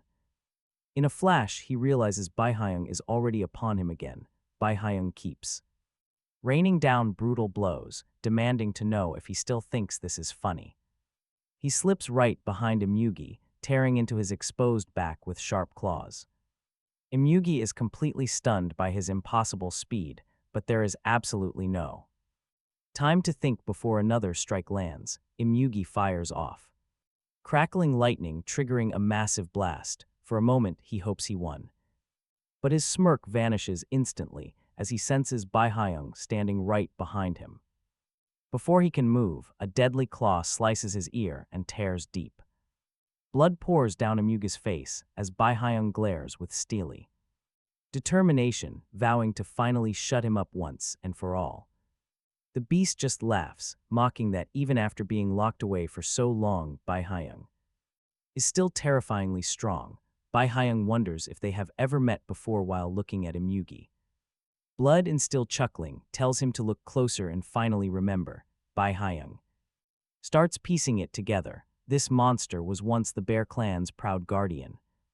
Imyugi presses him to make sure he remembers. Baihyung calmly confirms that he does, adding that the beast was totally useless back then, too. Suddenly, a bright pulse appears in front of Baihyung. Imyugi instantly heals as dark energy explodes outward. The beast reminisces about how Baihyung was once seen as the strongest but still lost, leaving only legends behind. Imyugi rises high up into the stormy air, enveloped in thick darkness. The wound Baihyung made seals up like nothing happened. Massive tentacles and serpents burst out from Imyugi's transformed body. He laughs down at Baihyung, mocking the legendary warrior who once ruled. He mentions how Baihyung slept for 5,000 years while crushing his enemies. Baihyung just smirks, calling it a cute little trick. That immediately sets Imyugi off, releasing his vicious devil serpents. Baihyung tries to tear them apart, but they wrap tightly around his arms as Imyugi mockingly asks him what he thinks he can do with nothing but his claws. More monstrous serpents appear and start tearing into Baihyung, biting his flesh. Baihyung is just annoyed by these worthless strings. Imyugi taunts him further, questioning if brute strength can really solve everything, especially now. He raises his hand, summoning more monsters from the ground. Suddenly, Baihyung things look bad. Imyugi smirks, completely clueless. The serpents are already handled, and Baihyung charges forward. They clash power against power. Just as they get close, Imyugi unleashes another wave of serpents. Baihyung ducks into a defensive stance, but he still gets hit. He mutters that in a massive fight between a soaring dragon and tiger, the flightless one is bound to lose. Imyugi lashes out with serpents, sweat dripping down Baihyung's face. Imyugi yells, demanding to know how Baihyung could ever be better than him. Baihyung's eyes flicker bright yellow, and Imyugi screams for him to die. Lightning strikes down, nearly overwhelming the giant. Ground hard, but is quickly lifted by a serpent around his neck. Imyugi asks. Why she chose such a mediocre pawn, laughing coldly at this absolute loser with an inferiority. Complex Baihyung responds by instantly crushing the serpents. Imyugi totally loses it, demanding to know what just happened. He tightens the coil, vowing to make Baihyung beg for death before brutally slamming him straight into the ground with brutal force. Intense pain erupts in Baihyung's body as Imyugi pummels him non-stop, shouting to give up. More serpents dig into his flesh. Even the proud warrior can feel himself fading fast. Imyugi slams him down yet again. Glaring down with vicious eyes, he loosens the serpents and sends one straight for the throat. Baihyung's throat, absolutely convinced he has already won. He calls it a fitting punishment, summoning thunder once more. Lightning crashes. Huge explosion. Imyugi laughs loudly, mocking that all that tough talk was pointless, and pulls the serpents back as smoke rises. In the haze, Imyugi grows confused about what's happening until suddenly, one serpent gets ripped apart. He snaps back to reality, demanding to know where Baihyung is. Then, out of the smoke, Baihyung grabs Imyugi's arm with a grip so tight he cannot even twitch. He standing right in front of him. His eyes burn pitch black with a golden glow, mocking Imyugi. He calls him a slippery fish pretending to be a dragon, and Imyugi is absolutely furious. But Baihyung promises to show him how a real tiger hunts, striking with devastating force. The blow sends Imyugi flying like a broken ragdoll before he can even land. Baihyung is right over him, delivering a crushing strike that buries the beast deep into the dirt. Imyugi collapses like a puppet with its strings cut, blood pooling. It drips from his mouth, yet he still laughs, boasting about his non-stop battles. As Baihyung charges, Imyugi suddenly remembers how this tiger was sealed away. Locked up for 5,000 years, and yet he still refuses to go down. Those eyes burn with raw power as heavy tiger roar strikes freeze Imyugi in place. Imyugi grimaces, and a massive shockwave blows Baihyung clean backward. He strides back through the dust cloud, but a strange pressure suddenly hits him. It throws him off balance. Something sinister is rushing through the quiet air. He quickly raises his guard. Through the clearing smoke, Imyugi stands tall, beckoning. His gaze is pitch black and deadlier than ever as he slowly opens a third eye. This is his final form. In a chilling, menacing tone, he makes his declaration. Baihyung will die right here. This is bad. Imyugi has fully transformed. He is in action now, a corrupted vagrant turned demon of absolute destruction. The three-eyed monster stalks forward, clearly ready to unleash total havoc. Baihyung backs away, staring tensely at the grotesque new eye on Imyugi's forehead. Old Jang watches from afar, instantly realizing they are in massive trouble. He remembers the mother's warning, how Imyugi wanted to ascend but failed, turning demonic instead. Back then, when he asked what that meant, she explained the dark truth. It is a massive cluster of corrupted forces, the final, desperate choice for those in the abyss.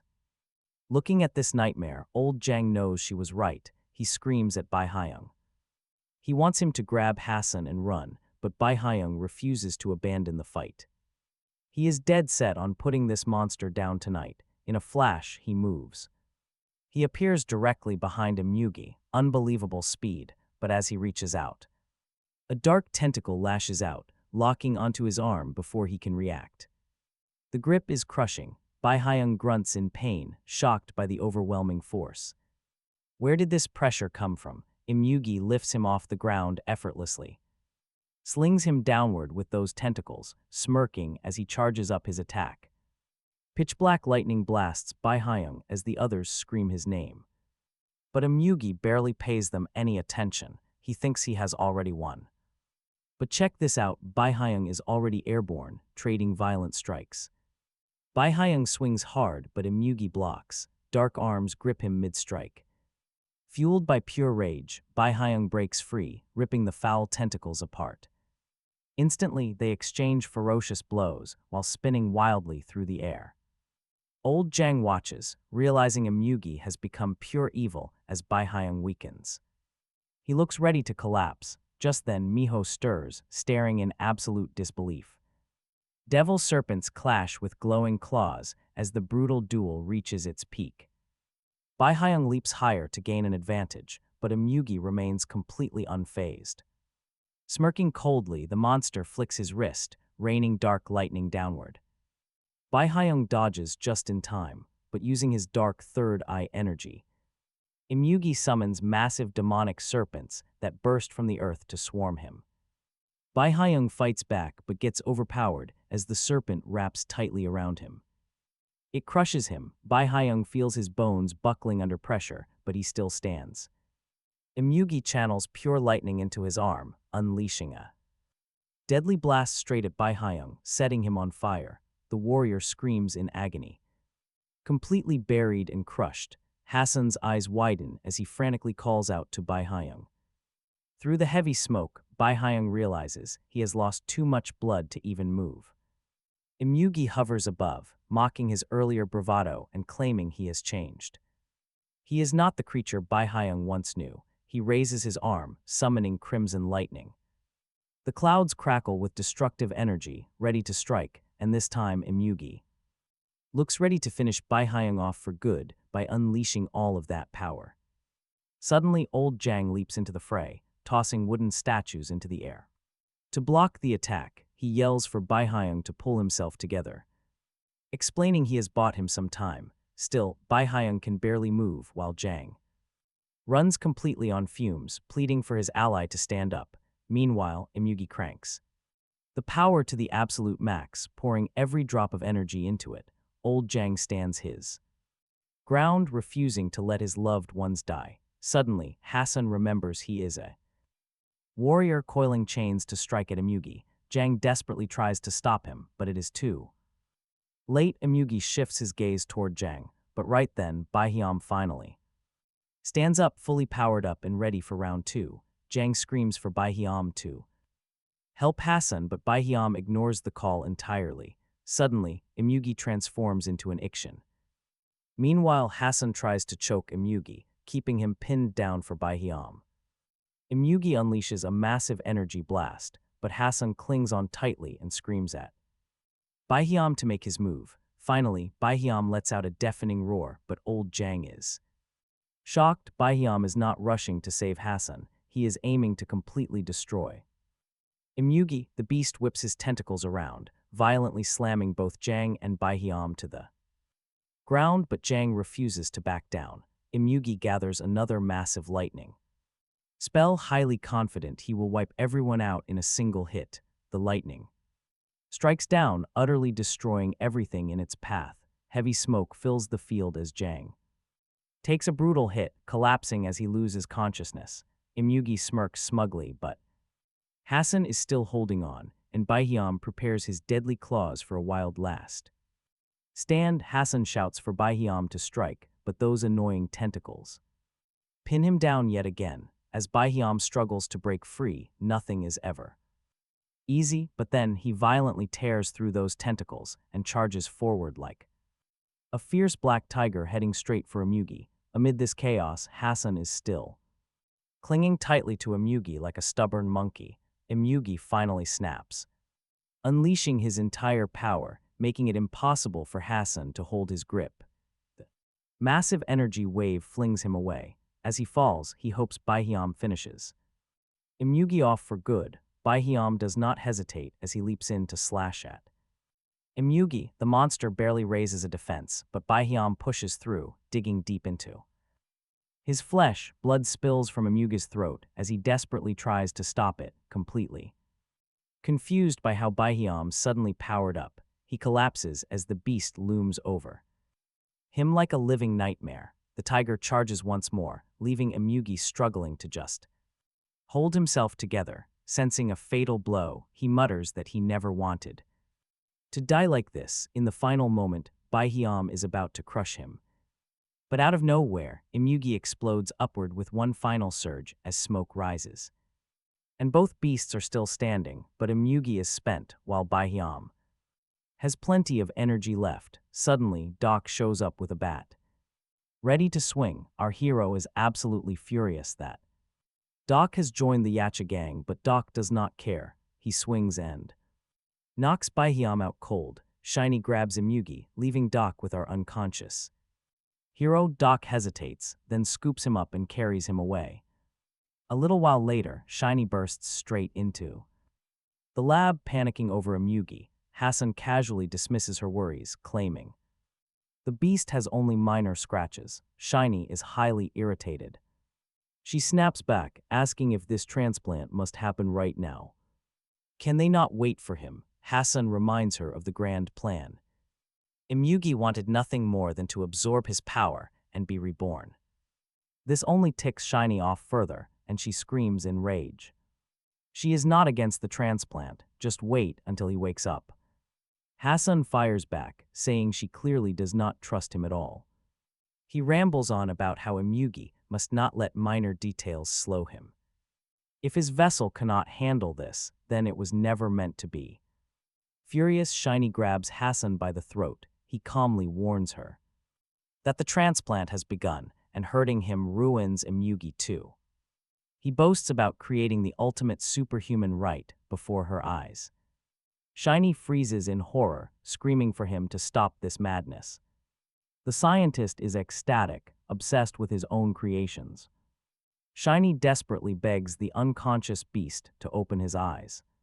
She wants him to stop the grafting, but he hears nothing. She wants to punch Hassun, but knows that would ruin everything.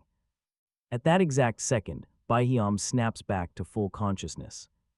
He is completely lost, wondering what kind of nightmare this is. Spotting Imugi, our hero tries to break free to kill him. Shiny and Hassun see he is awake, and Hassun smiles like an absolute madman. As the machinery accelerates, our hero desperately demands they shut it off. Everything goes dark. He squeezes his eyes shut as silence falls. But get this, when his eyes open again, he is tied up in a strange room. Hassun is absolutely thrilled to have our hero all to himself. The mad doctor admits he always wanted to study a damper. Baihyam demands to know who this creep is, but Hassun only laughs. Do not die yet, he warns. Just then, Doc walks through the door. Our hero recognizes this traitor, but Doc completely ignores his shouting. Later on, our guy runs into a group of vagrants staring him down. They are completely confused about why he is searching for Hassun. The tension rises, and their smug grins promise a rough fight. Baihyam asks who they think they are, and one thug steps forward. He grabs our hero by the hair, laughing about thrashing a damper. Suddenly, another street freak punches him hard in the face, screaming that they do not know where Hassun is, or he would be dead. The thugs tell him he is now part of their class of 13.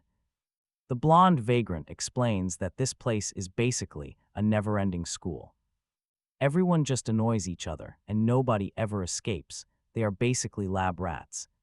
Trapped here forever, he warns that Hassun is stuck in a lower-level zone and suggests they try playing nice. Suddenly, Damper barks at him, calling him Jackie and telling him to cut to the chase before ordering Lita to check on Hassun. Lita locks her icy blue eyes right onto Hassun, staring straight through him. Our guy feels sick to his stomach as she calmly lists his abilities: mind control, agility, telekinesis, and self-regeneration.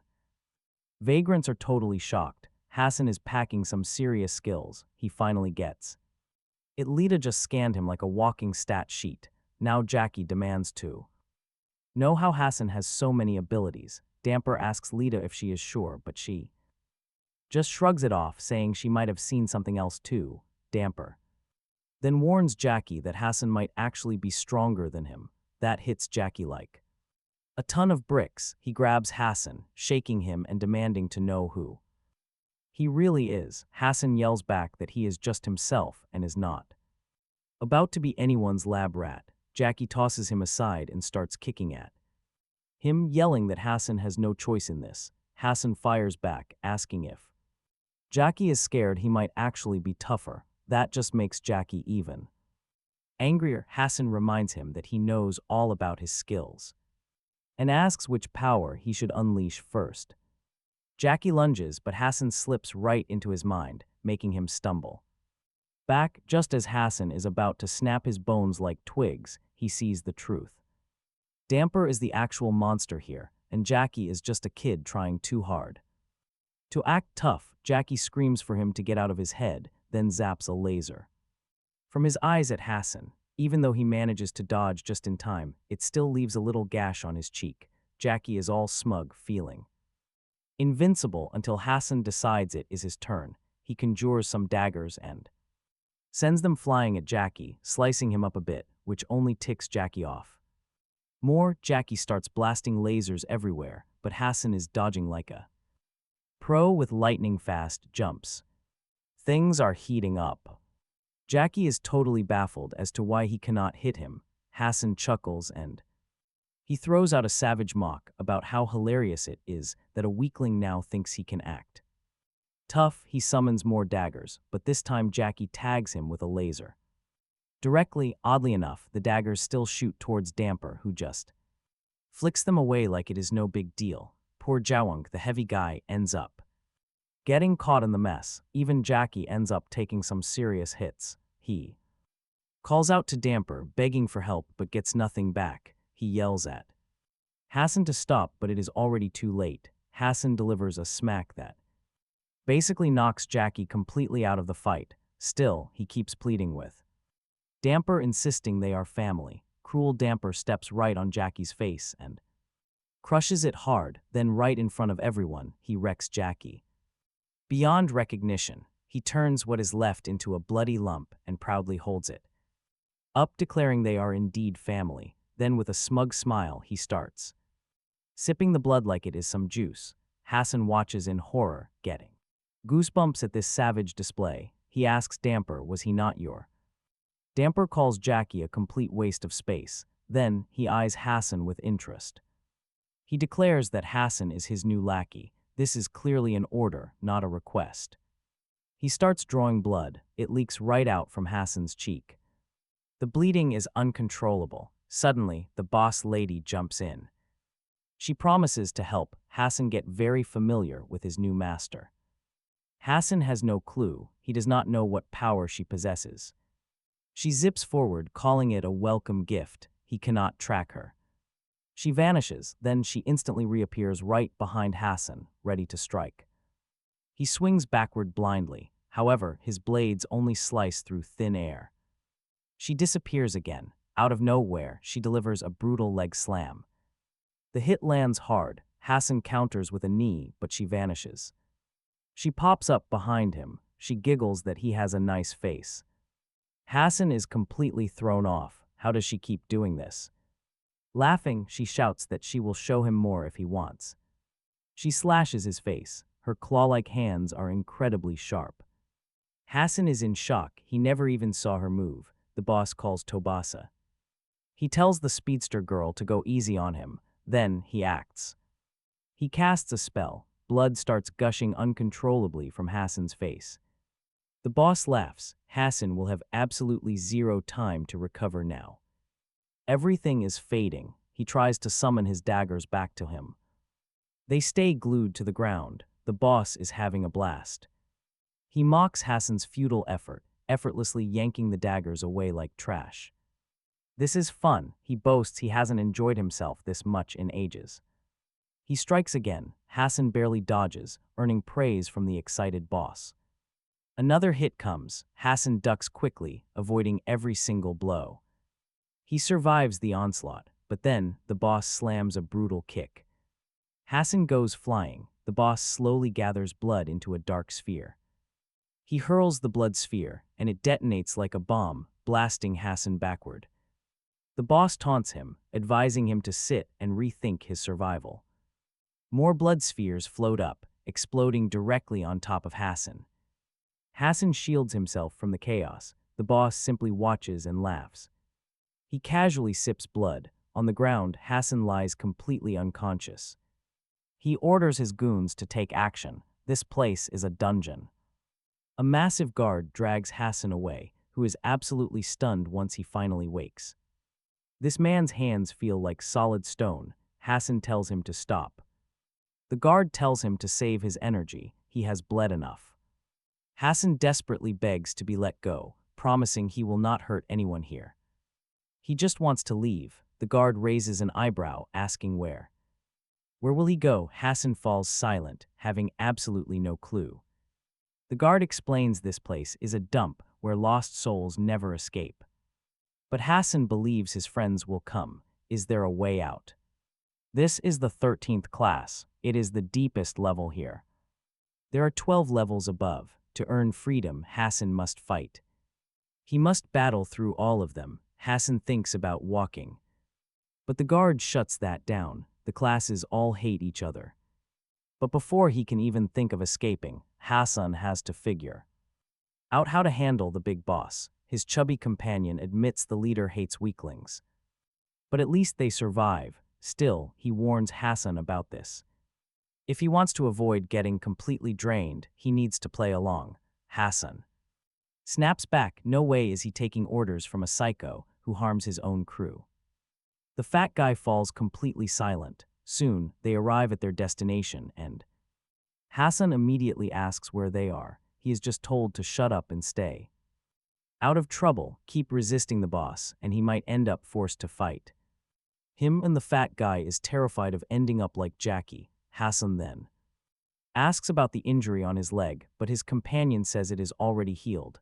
Hassun quickly apologizes, explaining it was a total accident. The fat guy says he must go and promises to help if things go south, but before leaving, he leaves a final warning.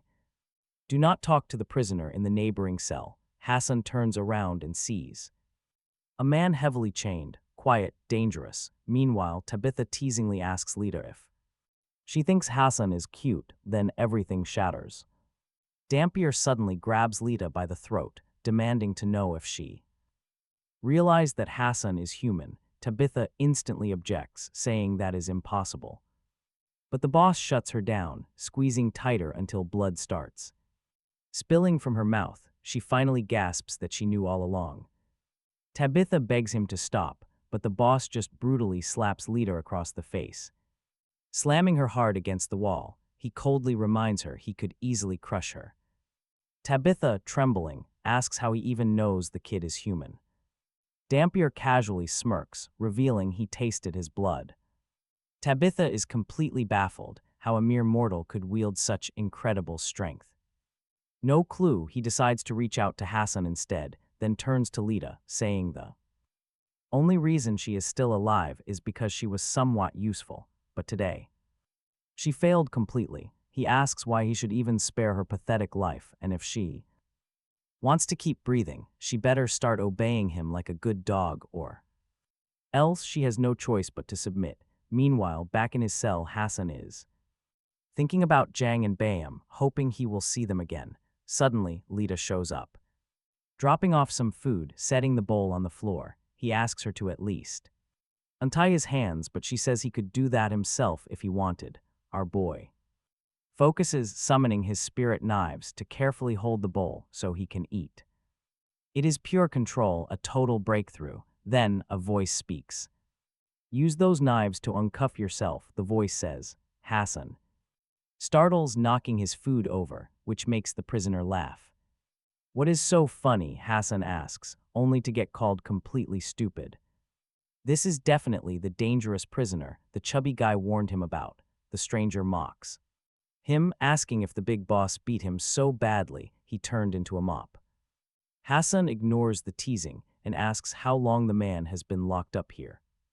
He guesses around 1 month, though constant napping made him lose track. Hassun asks. Pipe down, the prisoner quickly warns him, because she is close. Tabitha appears right outside the bars, asking if he has finally made up his mind.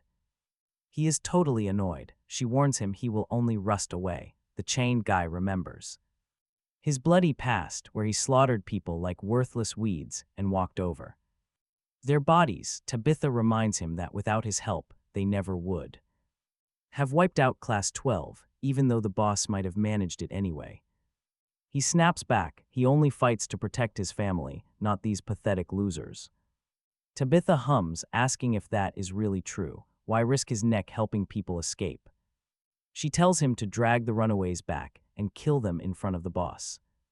Apologize to him, and then maybe everything can finally go back to normal. But she warns him Dampier plans to execute him. He tells her to get lost. Tabitha smirks. It would be a real shame if everyone found out about his end. The great Chak Yung dying like this. The young warrior freezes at that name. Chak Yung, he remembers the name, a legendary warrior from the Goryeo dynasty. So the kid asks if there is any way out of this nightmare school. Yung just smiles tiredly, admitting he already helped the others escape Class 13. The young warrior is confused. Did Yung just dump them into Class 12? Yung shrugs. He tells him that Dampier wanted those kids eliminated completely. The kid is stunned and demands to know how Yung actually pulled that off. Yung insists it was nothing. He refuses to murder people who cannot fight back. He has some standards. That code of honor makes the kid see him differently. Later that night, the kid checks on the others. Are they okay? Yung says they are. He crushed Class 12 when they tried taking control. But escape is impossible. Those kids cannot leave the school on their own. He did what he could, and now he is chained up because of it. Meanwhile, the enemy students are lurking nearby, just waiting for their next move. Suddenly, Lita bursts in with terrible news. The mercenary downstairs is losing his mind. She found Jeff and Tammy, but Dampier is going to execute them. They only have 1 hour. Instantly, both men explode with pure, blinding rage. Yung yells about tearing Dampier apart, but Lita reminds him he is broken. He can barely stand. After she leaves, the kid wonders why she won't help. But wait, she is helping. A set of keys flies from the shadows. The kid catches them instantly using his telekinetic ability, a sudden spark of hope. Then Tabitha appears like a ghost, snatching the keys right out of midair. She demands to know what they are doing, claiming she offered one final chance. Instead, she caught them plotting an escape. Now, she shifts the blame to Lita.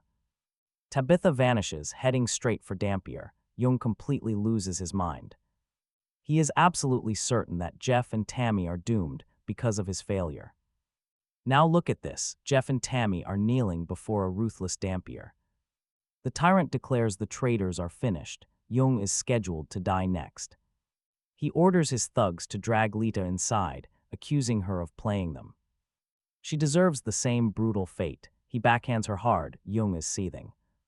Dampier gives the grim signal. The executions will begin right now with Jeff. An executioner raises a massive blade, but a sudden, desperate cry stops everything. Yung steps forward. He offers to become Dampier's loyal dog if Jeff lives. Dampier loves the idea, but still slams Yung violently into the hard floor. He beats him half to death, demanding absolute submission from the fallen legend. Yung is trembling, bleeding out, yet he repeats his offer without flinching. He barely has breath left, but his resolve remains absolutely unbroken. The sadistic villain agrees to spare everyone. Hassun immediately rushes to check on Lita. Just as the room finally begins to wind down, Dampier decides he wants a little extra fun, ordering Yung to slaughter everyone as his first task, but Yung fires back, calling him absolute trash. Dampier realizes Yung never had any intention to follow him, so he casually drives a blade straight through Jeff's arm. The room freezes as Jeff's eyes go wild, screaming for Yung to protect Tammy. He clamps down on Dampier's arm, leaving the boss completely confused about what Jeff is planning. Suddenly, blue flames erupt from Jeff's body, unleashing a massive electric sphere. Jang screams for him to stop, but Jeff detonates himself. To take the monster down with him, Jeff burns to a skeleton, yet Dampier stands completely untouched. He immediately shifts his gaze to Tammy. Jang completely snaps, screaming that Dampier is a dead man walking. Jeff crumbles to ash right before his friends, unleashing absolute chaos. Yi Wang is losing it, screaming at Dampier that he won't let him off the hook anymore, leaving both Dampier and Yung completely stunned. Yi Wang shatters Yung's heavy shackles, begging him to get revenge on that monster for everything he did. Yung stares at Dampier, but the boss is already prepared, calling them Pathetic losers. Now watch. Jung draws a sword warning Dampier he is going to pay for his cruelty. Dampier snaps back that he has been waiting to see who is stronger. Jung goes in with a massive swing, shocking Hassun, and breaks his own chains as well. Jung keeps attacking, but Dampier effortlessly dodges every hit. In a mocking move, Jung attempts an upward slash, finally cutting the boss. He taunts Dampier, telling him to enjoy tasting his own blood, but the boss just smirks as Tabitha sneaks up, striking Jung from behind. Jung manages to block her just in time, telling her she needs much better tricks than that.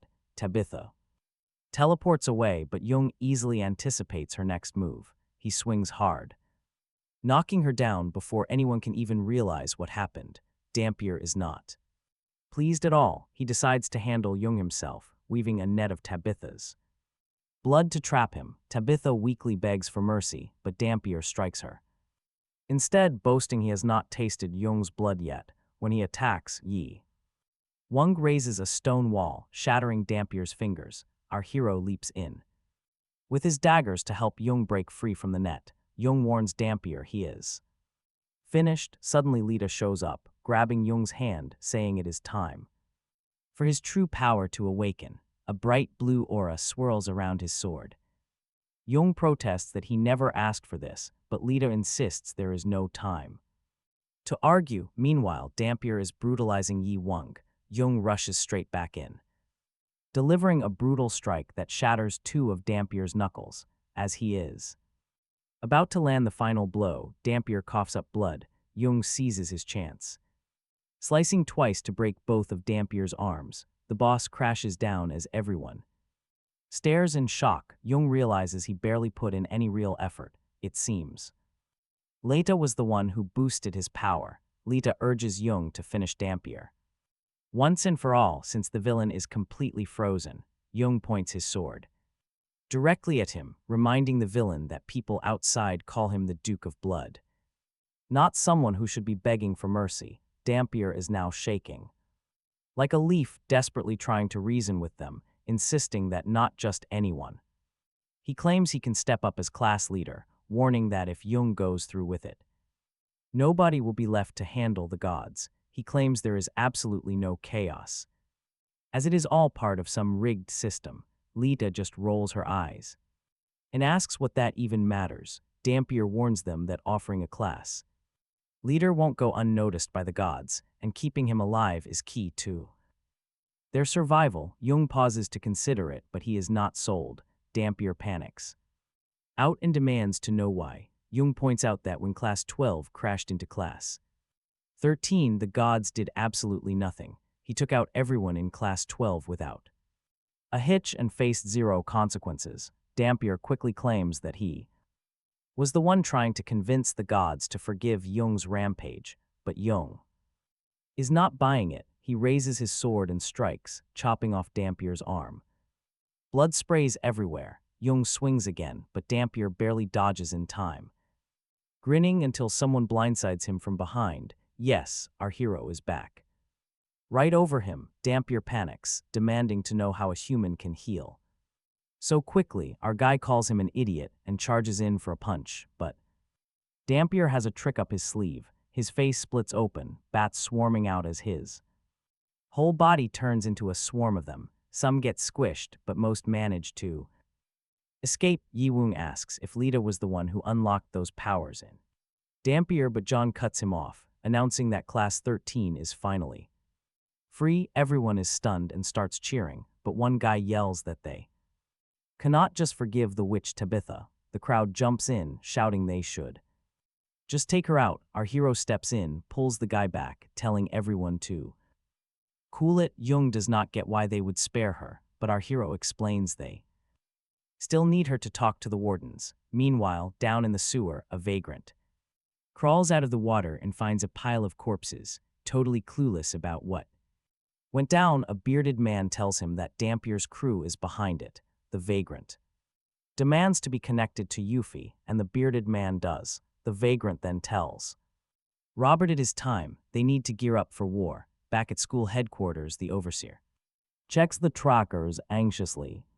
She is shocked that the kids actually pushed Dampier away. She wonders where he bolted off to, while that guy is crawling around somewhere. Half of him is gone and totally out of luck.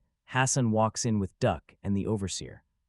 Gives them a quick greeting. Hassun jokes about not seeing Yuffie in ages and compliments her like she is one of his prized creations. She plays along, calling it his mercy, and he chuckles. Suddenly, the system crashes. A girl reports that Gunter from Class 11 wants to talk to Yuffie. He is asking for the green light to start a war with Class 13.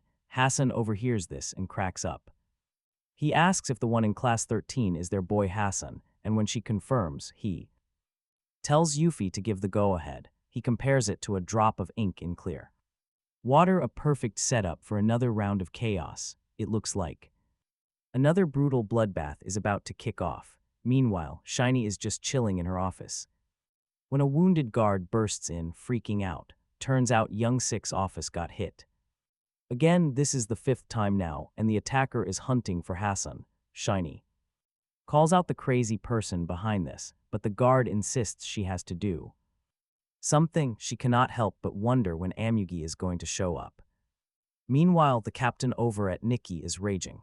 Another Yacha gang office got completely wrecked, and it looks like Biome is causing all this chaos. He is tracking Hassun but makes things worse. Miho reports they have 0 leads.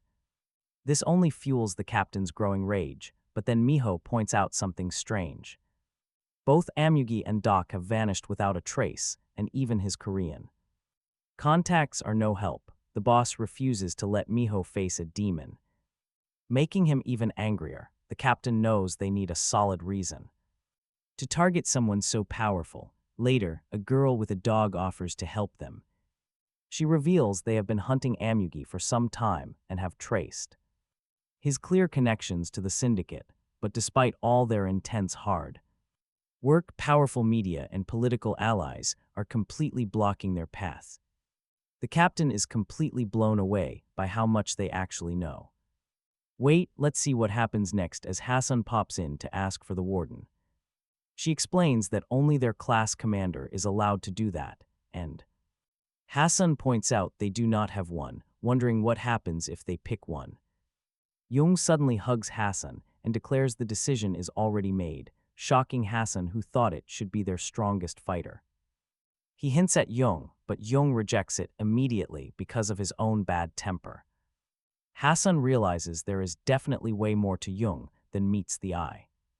Tabitha warns that if they let her live, the dangerous wardens will eventually step in. Everyone is confused and asks why, so she explains they might send high-tier fighters. The boys quickly realize they know almost nothing about these other mysterious classes. Tabitha explains that Class 13 is the lowest, and the upper tiers are packed with vagrants holding similar powers. Any weird anomalies get thrown down to their level. Class 13, Jung gets incredibly angry about how they label him and his weapons. Brace yourselves because a massive rumble echoes as the real threat finally arrives.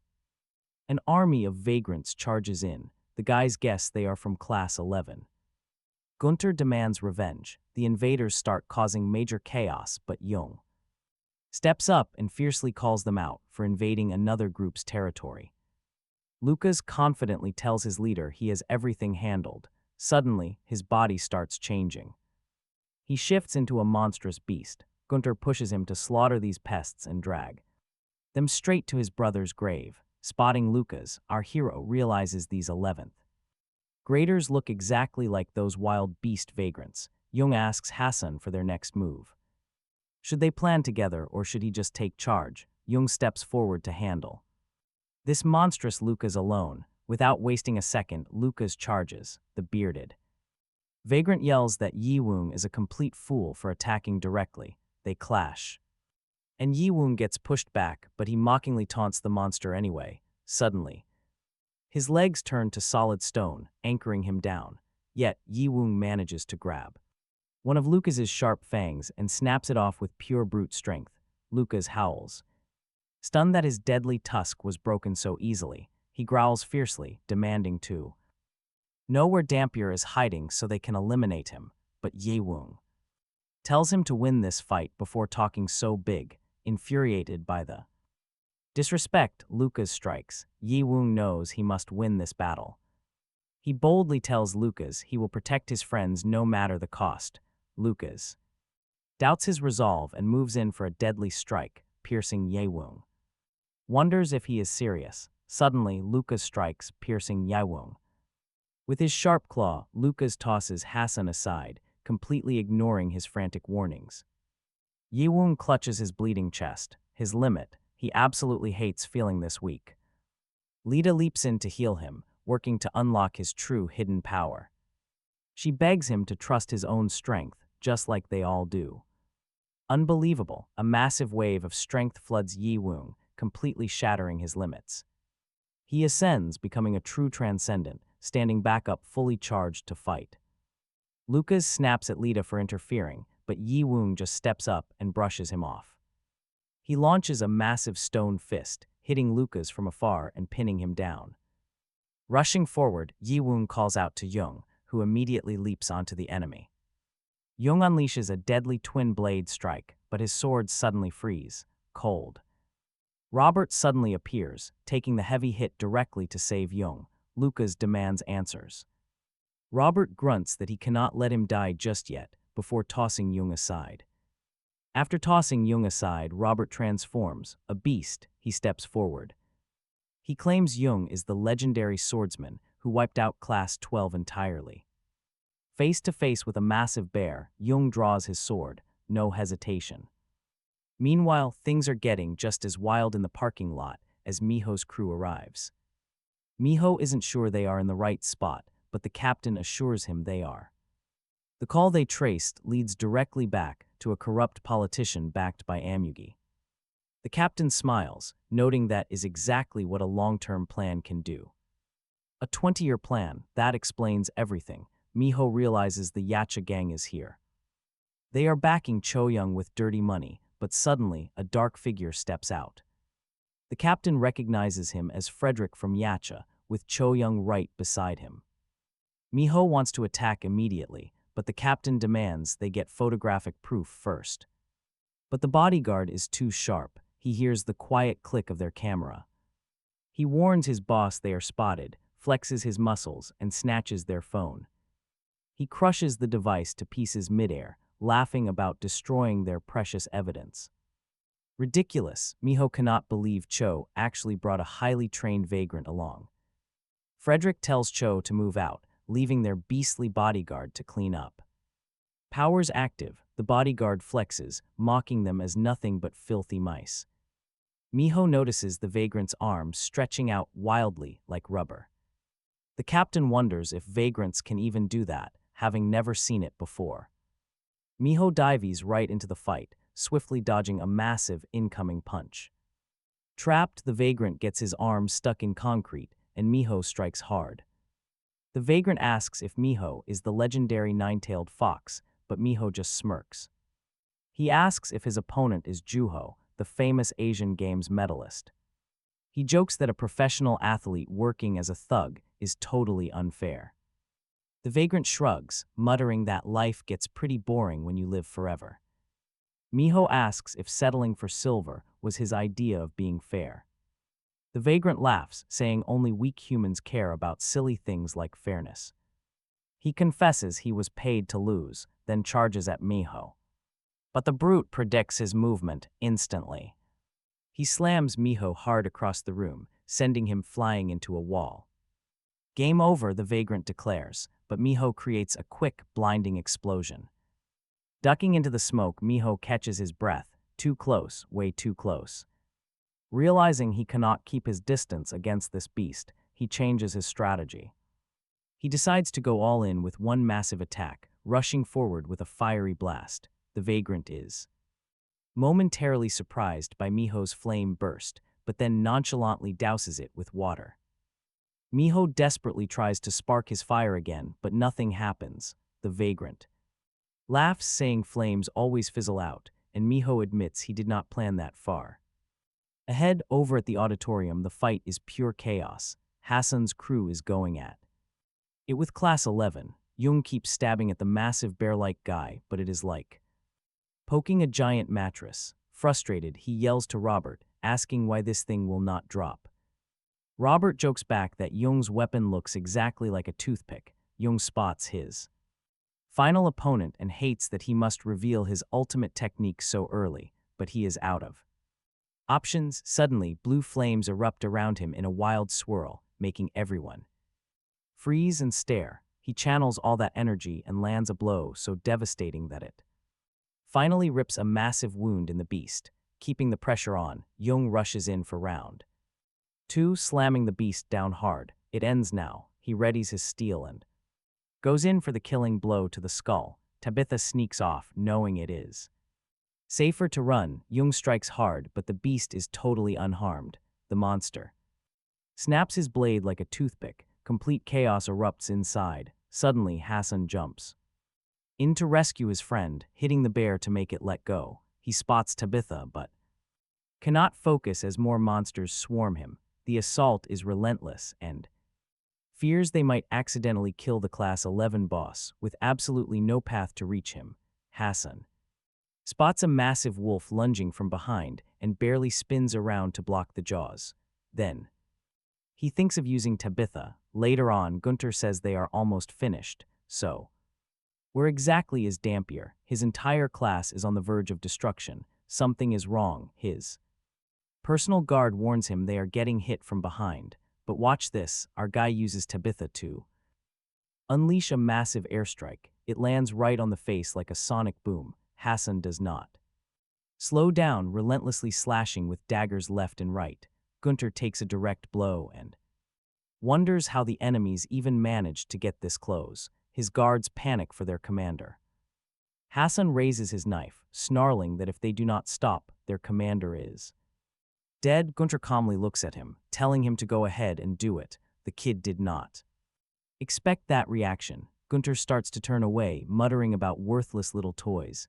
Hassun lunges to strike, but Gunter shocks him with wild electricity, and he is thrown backward. He immediately transforms into a wolf, as Gunter mockingly asks if the kid actually expects to kill him with a mere toy knife, though he praises the pure audacity.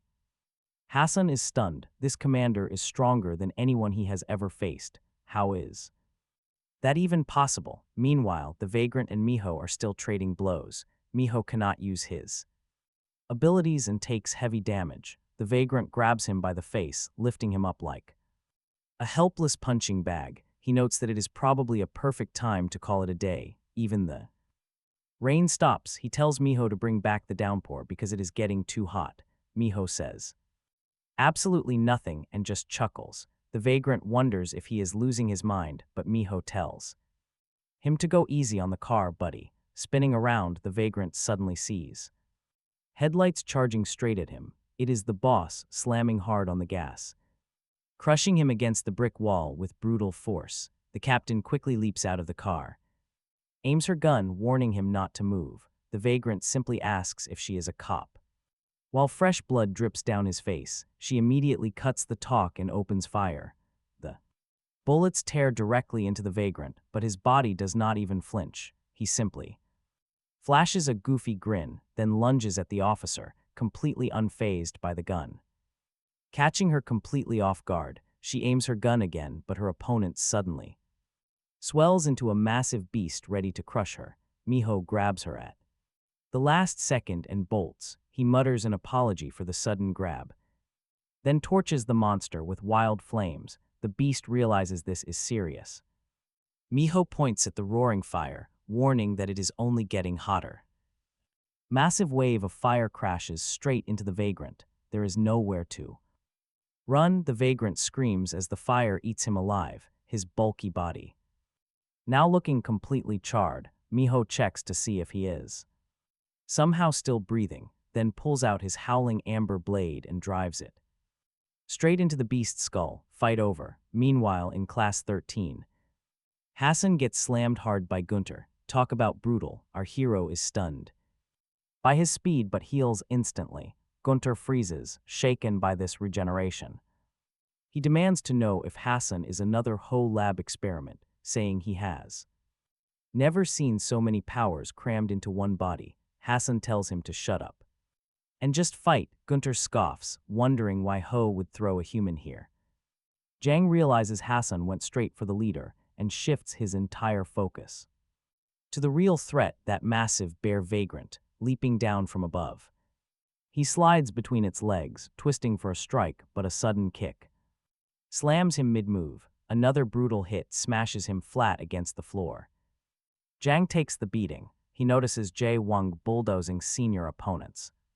Like they are warm-up dummies, he knows his team needs him, but the bear refuses to let him breathe. No time. Meanwhile, Hassun is unloading a non-stop barrage on Gunter, whose insane speed and strength are completely off the charts. Fighting him feels just like facing Beam. Gunter grabs Hassun by the throat, mockingly asking if he is tired yet. Lita realizes he is about to die. Barely conscious, Hassun begs her to awaken his powers. She starts the spell immediately. Every condition is met, but Hassun cannot activate it himself. She wonders if it is because he is human.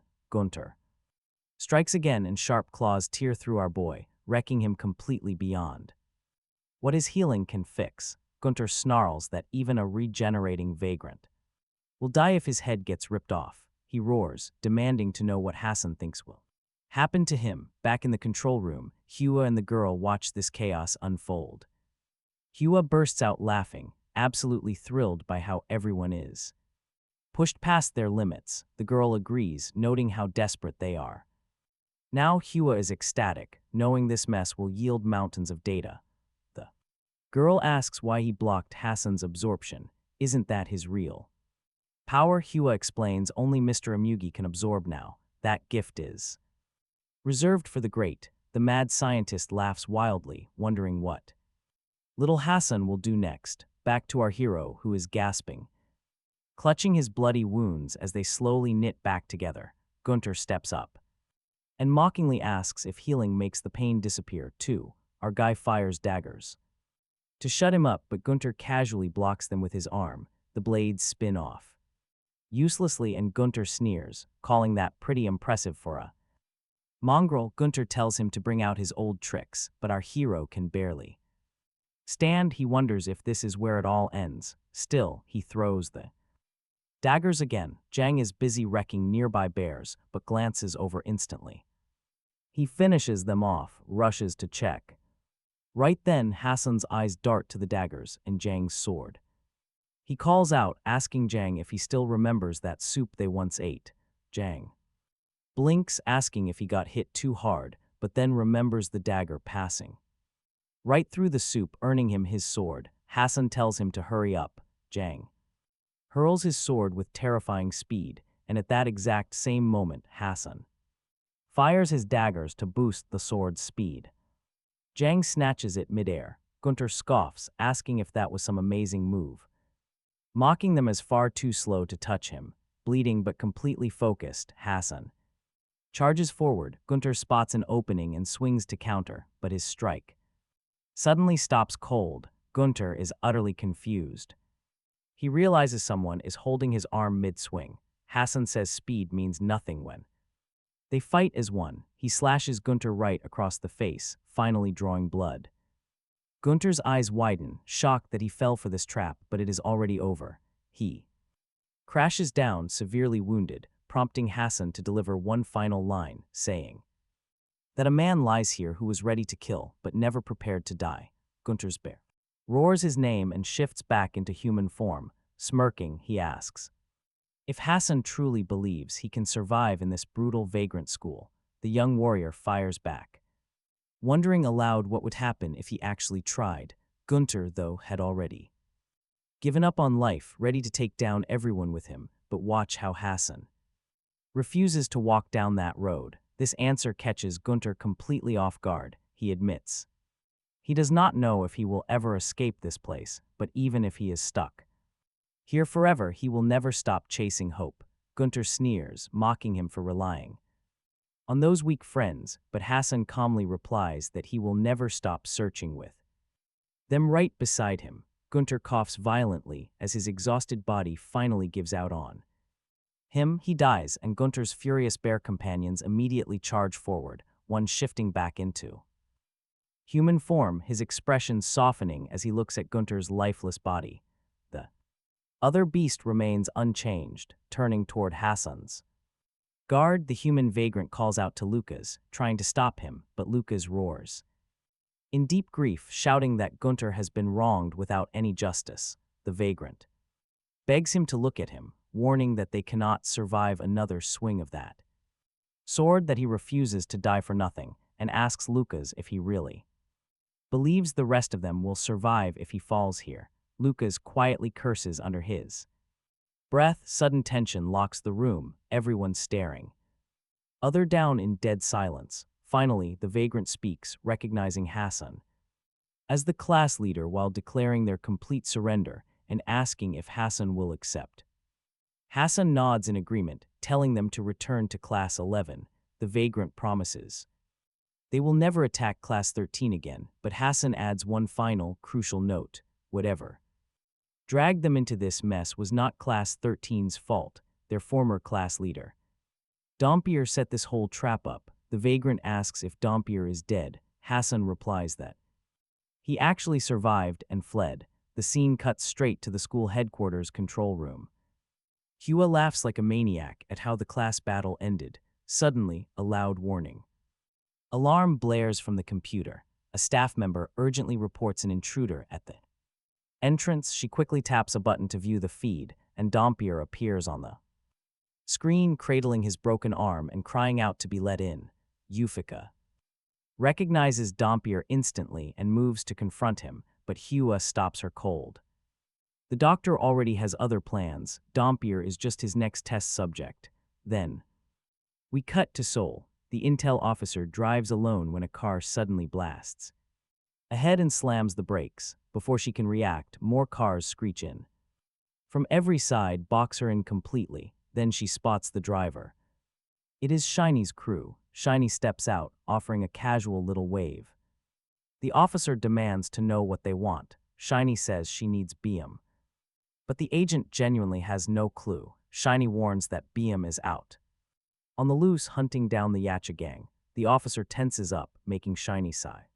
As she realizes she has to kidnap her, the officer reaches for her gun, but Shiny strikes her vagrant leg in a flash, sending a massive shock through her.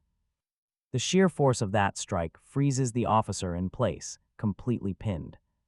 Forced to stand down, and trust me, things are about to get even crazier. Back at headquarters, Imugi radiates an almost divine pressure, sitting calmly across from Hua and Yuffie. Suddenly, a soft knock breaks the quiet. Hua's eyes light up with excitement as an old man walks inside. Hua eagerly steps forward, greeting Master Jang, proudly introducing him to Imugi. This is the school's true descendant, the Class 1 leader. Imugi quietly offers his greetings to Jang and admits he asked the doctor to find the strongest fighter around. Jang humbly shrugs it off. He only sharpened his techniques and earned his spot at the top, but Imugi insists the old master has reached the absolute pinnacle of martial arts, asking if he might teach him those secrets. Jang smiles. They have plenty of time, and he's more than willing to teach, but before the words even settle, Imugi lunges at the old man. With a lightning-fast strike, Jang blocks it effortlessly, completely unbothered. As ever, he notes the kid has speed, but zero weight. His eyes gleam, adding that the boy needs a much harsher lesson. Imugi doesn't even argue. He just unleashes a second strike, this time loaded with raw, terrifying force. Jang's body instantly buckles. Blood sprays as his chest is shattered completely. Hua and Yuffie freeze in pure horror. Hua screams, demanding answers from Imugi, but Jang is already dead. Imugi just smiles, feeling a massive rush. Thrilled by the intense spike in his own power, he calmly announces that he is finally ready to face Beam head-on. Hua absolutely loses it. His proudest masterpiece lies dead. Imugi just shrugs it off, explaining that everything he endured was to reach this level. Hua has no right to complain. That is when Hua completely snaps. He orders Yuffie to unleash everything she has. Yuffie glares in irritation, and immediately hurls herself directly at Imyugi. He welcomes the clash, but she strikes first, unleashing a brutal flurry. Imyugi easily slips past her rapid, precise strikes like they are nothing. Then he catches her metal leg and crushes it. Terror instantly grips both scientists. As Yuffie falters, Imyugi seizes her by the neck. Treating her like a piece of faulty machinery, his grip tightens hard. Until her body goes completely limp, she dies miserably, leaving Hua to collapse, throwing up in absolute horror. Imyugi just looks down, telling. He tells them to calm down, since Hua still has a part to play in his new world. Then he turns his back, leaving Hua trembling among the dead bodies, and orders him to clean things up before he returns. Inside the Class 9 reception hall, the bearded vagrant and our boy sit right across from the rival group, the Class 9. Leader immediately snaps at Robert, calling him an absolute disgrace. He says he expected real loyalty, especially since Robert stands right beside the guy who killed their leader. Robert says he is not here to make excuses, choosing to move forward, then fires back at Alejandro for staying stuck and letting others decide his fate. Alejandro completely loses his temper, slams the table to pieces, and orders his men to attack, but our hero steps in to cool things down, saying they did not come to fight but rather to work together. Alejandro warns him that if he refuses, Hassun will kill him just like Gunter. Our boy says nobody is forcing him to join, and they already have allies willing to fight. If Alejandro refuses, all they really need is a clear path to Class 8 so they can find others chasing the same goal. Alejandro scoffs, saying the kid does not understand how this prison actually works. He explains that someone once tried to start a massive revolt, convincing several classes to join them. They fought hard, but every single rebel was completely wiped out by the doctor, even their leader who was like a brother to him. Then he asks if our boy has ever wondered why there is no Class 10 or why Class 5 and Class 2 are completely empty. Those were the rebels. The leader tells our boy to go back, warning that he will not lie if the doctor questions him. Before anyone can even respond, someone whispers into Alejandro's ear, making him suddenly blurt out that Master Zhang of Class 1 is dead. Robert completely freezes up and demands to know who did it, but Alejandro says nobody knows. The doctor simply summoned Zhang, and he walked out as a corpse. Our boy asks who this Zhang guy even was, and Robert explains he was the strongest figure in the entire school. Hassun goes stiff, utter shock written on his face. Intense fear spreads through the group. Alejandro stares ahead, completely unable to grasp what this school has actually turned into anymore. The scene cuts to Amyuga's villa, which serves as the main base for the Yacha gang. While hiding near the villa, a brief flashback reveals their team has GPS tracking chips planted right behind their ears.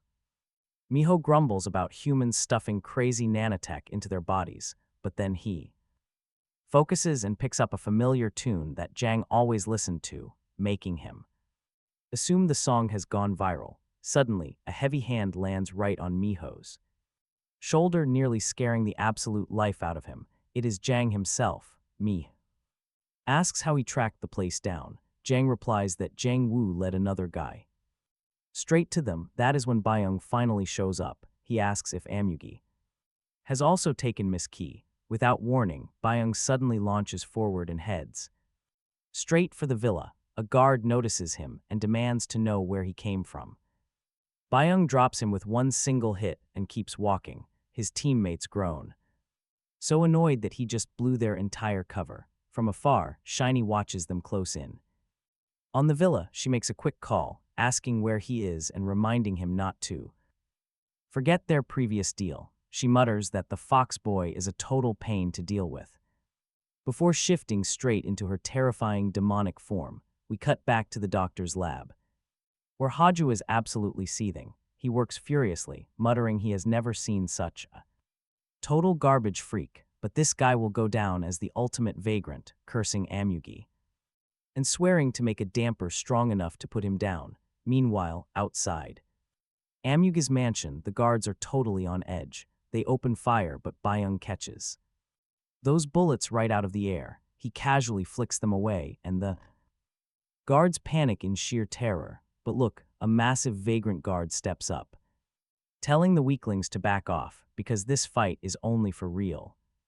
Vagrants, Byung charges him head-on, giving him zero time to react, and drops him with a single, brutal punch. Jang catches the unconscious guard before he hits the remaining guards panic and scatter, but Jang's Sigma statues clean them up quickly. At the main gate, the last surviving guards scream for the doors to shut. Everyone piles inside, weapons aimed straight ahead. They stay locked in position until a massive blast of fire vaporizes the gate. Every guard inside is wiped out instantly. Byung stands in the middle of the wreckage, aura rolling off him like heat. A voice cuts in. Playtime is over. It's Shiny standing on the stairs in her full demonic form. She asks why he's showing off for weak humans when she's been waiting so patiently for him. Byung ignores her completely, asking where Hassun is instead. Shiny tilts her head, saying she's been wondering the same. She claims the doctor already used Hassun as an experiment and the boy is probably just trash now. Byung's face shifts instantly. Rage coils around him in a dark aura, but a hand pats his back, telling him not to transform yet. The voice calmly says to save his strength and leave this body to him instead. Shiny perks up the second she senses the familiar presence of her old enemy. Miho then transforms into his wildest, most feral vagrant form. Anyone watching can tell this side fight is about to go crazy. Shiny strikes first, swinging hard, but Miho launches so high he looks like a rocket blasting over the villa. He lands outside. Shiny follows, asking if he's scared the house might burn down. Miho stays silent and focused. Shiny laughs, saying she'll teach him a lesson in hypocrisy, calling him nothing but a pushover. The scene cuts back to the glass-lined hallway. Everyone is dead. The bearded vagrant and our boy tense up until the class supervisor, a Shaolin monk, and his sword-wielding partner arrive. The monk tells our boy that this hallway leads straight to the lab. Somehow our hero has gathered a small squad while pushing toward Class 1. Past this lab sits the doctor's main headquarters. Robert asks how they're supposed to open the door. The monk gathers his aura and fires a blinding wave into it. Alarms scream as the door crackles under the impact. The swordsman steps in and smashes the weakened door with a single strike. Robert mutters that he could have done that too, though no one buys it. They push forward into the laboratory corridor. When the next door opens, everyone freezes. Countless vagrants are being grown and harvested for Amuga's future plans. No one fully understands what they're seeing, only that it's nightmare fuel. The monk rushes to his Master Jang's body, brutally slain. The swordsman breaks down, swearing revenge on whoever did this. It's crazy. Our boy stares in disbelief, unable to accept that the strongest class leader is really gone. Then a quiet metallic limb slides into view. In the next second, it punches straight through the monk's chest. He coughs up blood and collapses dead. Panic instantly grips the group as a terrifying figure steps forward. Out of the shadows emerges Damper, now twisted into a monstrous, metal-limbed lab creation. His allies brace themselves immediately. Damper sneers, announcing he is going to tear every single one of them to pieces.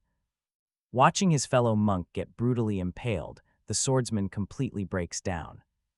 Rage consumes him. No final words for his friend. He demands answers.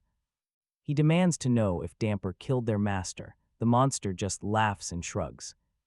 Maybe he did, maybe he didn't, Damper mocks, adding that the swordsman will join his master very soon. The swordsman charges. No coward faces the gods without avenging his teacher. He swings his blade in a wild, furious arc, but it is not enough. One of Damper's metal tentacles blocks the strike cold. The swordsman immediately follows up with more blows. Every single strike is casually deflected. The swordsman freezes, completely stunned. Hassun screams at him to wait. They need to attack together, but as they rush in, Damper casually flings Hassun aside. He grabs Robert, mocking him for playing Hassun's little lapdog. The monster toys with his prey, but Hassun jumps back in and smashes him away. Hassun screams for the bear to fight, but the swordsman suddenly cuts in. Focus on Damper first, he warns. That is when the monster reveals another sick trick. His metal arm charges with energy, firing a blast at the swordsman.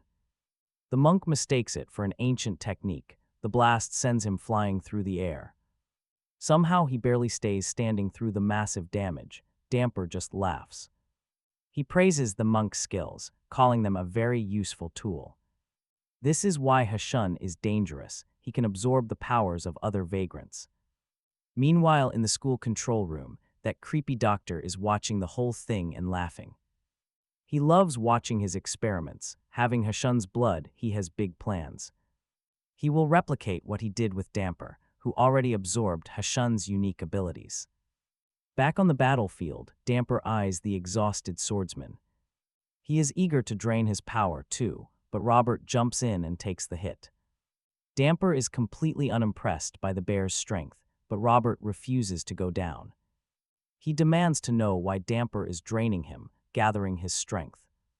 Robert breaks free and roars for Damper to take his true power. A blade flashes. It slices through Damper's metal arm. Instantly, 4 more sprout out. Suddenly, Hassun's missing friends finally arrive on the battlefield. They announce they are ready to help chop off the rest of Damper's arms. Hassun smiles at them. Enraged, Damper lashes out at the traitors.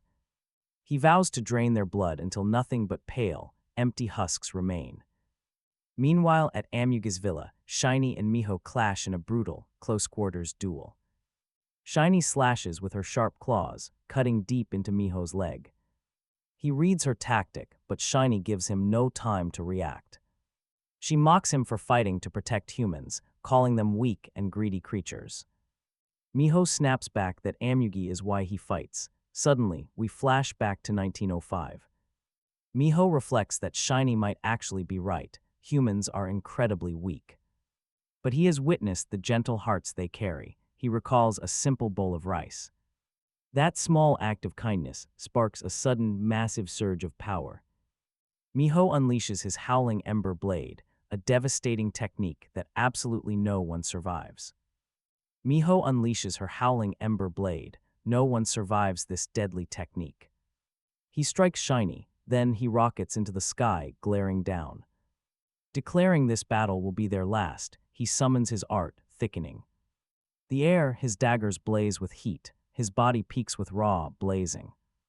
Energy, Shiny tenses. He is growing stronger, but Miho's transformation does not stop. He shifts into a majestic fox, radiating unstoppable. Power, Amuga's villa is now a total war zone.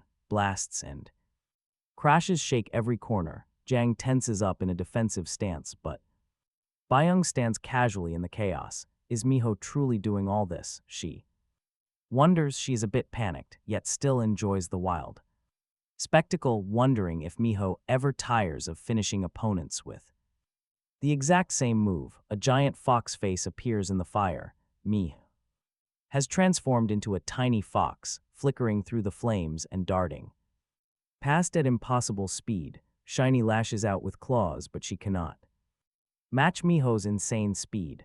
Brushing off dust, she notices another blast racing right at her. She detonates raw energy to shield herself and braces for impact. Suddenly, her voice erupts in a powerful echo, crashing into the fire with equal force, shattering Miho's attack. Shiny declares it is her turn. Miho ignites like a burning comet, shooting straight upward. Both fighters launch into the air, seconds from colliding. A massive shockwave follows. Jang and Byung shield themselves from the blast to escape the aftermath.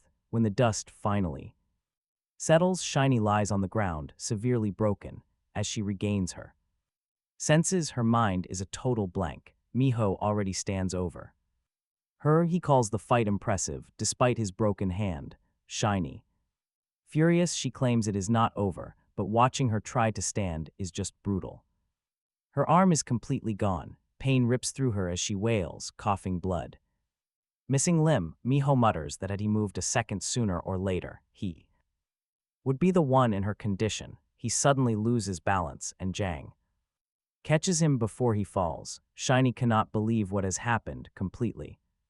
Broken, refusing to accept defeat from a foolish fox, a cold voice cuts through the moment, calling her pitiful. Her eyes widen in shock as Amugi steps forward, looking more villainous than ever. Jang tenses up as Amugi approaches her, while the others watch in dread. Shiny desperately calls for her master. Amugi remarks she was supposed to snap Miho in half, but now she is nothing but a disappointment. Shiny insists she can still fight, but something slams into her, making her cough blood. Amugi stands behind her, his fist driven clean through her body, mocking her futile struggle.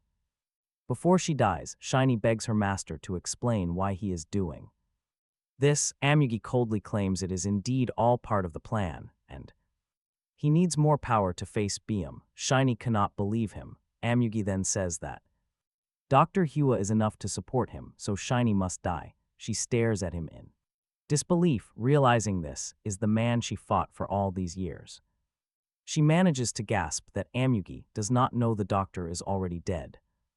Amugi freezes in shock. The scene shifts to the school control room, where Dr. Hua watches the chaos in the classroom as Dom Fear battles the boy squad. He collapses like a total madman, bragging that Dom Fear is his ultimate masterpiece, just like all his other Biomon creations. He even asks Yuffie if she notices the durability of his work, but only Doc answers by standing there in dead silence. Hua finally realizes Yuffie is actually dead. Confused, he wonders why Doc never speaks to him. Despite being built to obey, Doc suddenly asks if Hua is satisfied with what he has done. That question chills Hua to the bone. When he turns, he finds Doc staring back with a strange, dark expression. Doc asks how it feels to hold all these desperate vagrants dancing in the palm of his hand. Hua demands to know what he means. Doc just raises his pad and smashes it into the dirt, triggering a violent shockwave. Hua leaps back, barely avoiding the heavy impact. Panting in pure panic, Doc tells him his twisted games end tonight. The mad doctor panics, unable to comprehend how the brainwashing failed or how long it had been completely useless. Doc explains that it did not fail at all, it worked just fine, giving him plenty of time to reflect and grow stronger from the inside. The trembling doctor asks how he broke free. Doc says the answer is simple. Never make enemies inside yourself. Those words make the doctor incredibly uneasy. He remembers Shiny confronting him in the past, warning him to leave Hassun alone and stop his twisted experiments. Back then, he just ignored her and kept hurting everyone without hesitation. Now the doctor trembles, refusing to believe that a creation like Doc could stand against him. Doc interrupts his thoughts and asks if he truly believes there was only ever one enemy inside. The realization hits hard, and honestly, he deserves this. More vagrant girls step forward and surround him, their sheer rage completely obvious. He yells, demanding to know why they are betraying him. They fire back that he always treated them like garbage and saw them only as disposable products. One of them reveals that when her friend spoke up, the doctor killed her without hesitation. Now they say it is finally his turn to be betrayed. The blonde girl declares they all stand with Shiny, meaning the doctor's end has finally arrived.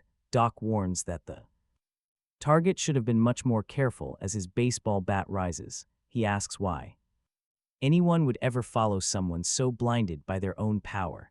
The doctor begs him to stop, but Doc swings the heavy bat anyway. Before it can land, a barrier block triggers. Intense laser fire forms a shield around the doctor, stopping Doc completely. A loud alarm erupts, forcing everyone to the ground as the system lifts the doctor into the air. He laughs wildly, claiming he has a solution for everything. When Doc tries to attack, the system strikes him with electricity, knocking him out cold on the spot. The doctor continues laughing, declaring that every Single one of them will pay for what they did today. He promises they will beg him for death, but he will never show mercy. With that, his body vanishes into the protective ceiling above. Down on the ground, the girls report that the system is not aborting and seems to be stuck on an emergency command. The doctor has clearly triggered something far worse. Now, the scene shifts to the school laboratory where total chaos is rapidly escalating. Nobody can match Dom. Fear's insane, brutal assault. His metal mouths tear through everything in their path. One of those jaws stabs Yi Wang in the back. Ari Wang rushes over to ask if he is all right. Yi Wang yanks the weapon out, but the device has already drawn blood, and he mockingly jokes that it might actually help him lose weight. Yi Wang feels that nasty insult deeply. Yi Wang, growing highly annoyed, declares that this blood-sucking freak must be stopped. Suddenly, a familiar sound reaches our hero's ear. He realizes it is Doc. Jung asks what is going on. Jung still views Doc as just Hua's slave, but Doc reassures him that he should trust him.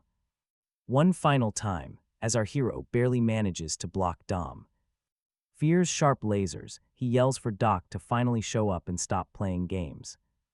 Doc agrees. Suddenly, a vagrant girl announces that she has gained admin access to the main system. Even though Doc hesitates, Hassun saves his life in that split second, and Doc realizes it is time to repay that favor. Meanwhile, Robert prepares his ultimate attack. Jung leaps high, but a massive metal arm strikes him out of the air, sending him crashing hard. Things are quickly spiraling completely out of control. Jung shouts for everyone to stay focused and coordinate their timing, yelling that they must all strike together. Right then, a voice interrupts, saying there is a better way. Everyone turns to see Doc stepping forward, clutching Hassun's special necklace. Doc smiles. Hassun stares in absolute shock, wondering why on earth Doc has it. Doc asks if he is finally ready to escape and graduate from this terrible place. Meanwhile, back at Emugi's location, Emugi grabs Shiny and sneers that the doctor is finally getting the dark fate he deserved for all his crimes. Emugi demands to know what she did to the doctor. With her very last breath, Shiny tells him Emugi will get what he deserves too. Blood drips from her mouth as she rasps that she once trusted him but now wishes him absolute torment. Then she goes cold. Emugi drops her body and begins absorbing her energy. Jung realizes that Emugi has absorbed Hassun's power. BM silently prays that Hassun is still holding onto life. Emugi continues to absorb massive power, making BM wonder if he can even handle the stolen strength. Emugi calmly claims he has it under control. BM then demands to know what happened to Hassun. Emugi replies that BM will see him soon.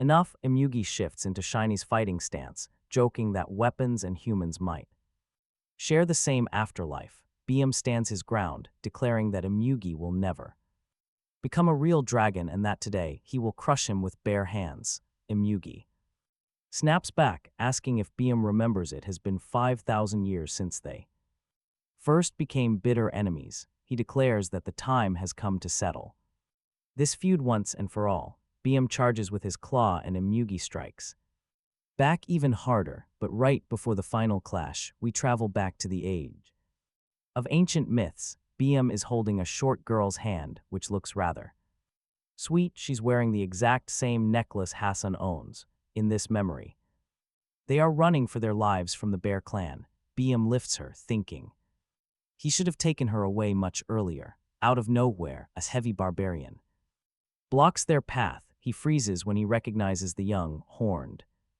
version of Emugi. He demands to know where BM is taking the girl.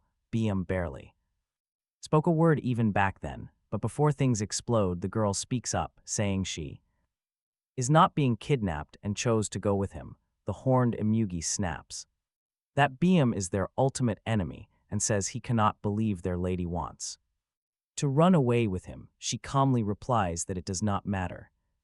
Besides, the Tiger Commander will be gone anyway. She asks if that is not exactly what he wants. Emugi is shaken, asking how she can say that after everything they sacrificed, abandoning them now. she calmly answers that this is the time for peace, not war. Gripping the pendant, she says maybe fate brought them together just to deliver peace. Her words push Imugi completely over the edge. He screams for her forgiveness. She leaves him no other choice, and that he will serve her the only way he knows how. With that, he launches himself right at Biam, no hesitation.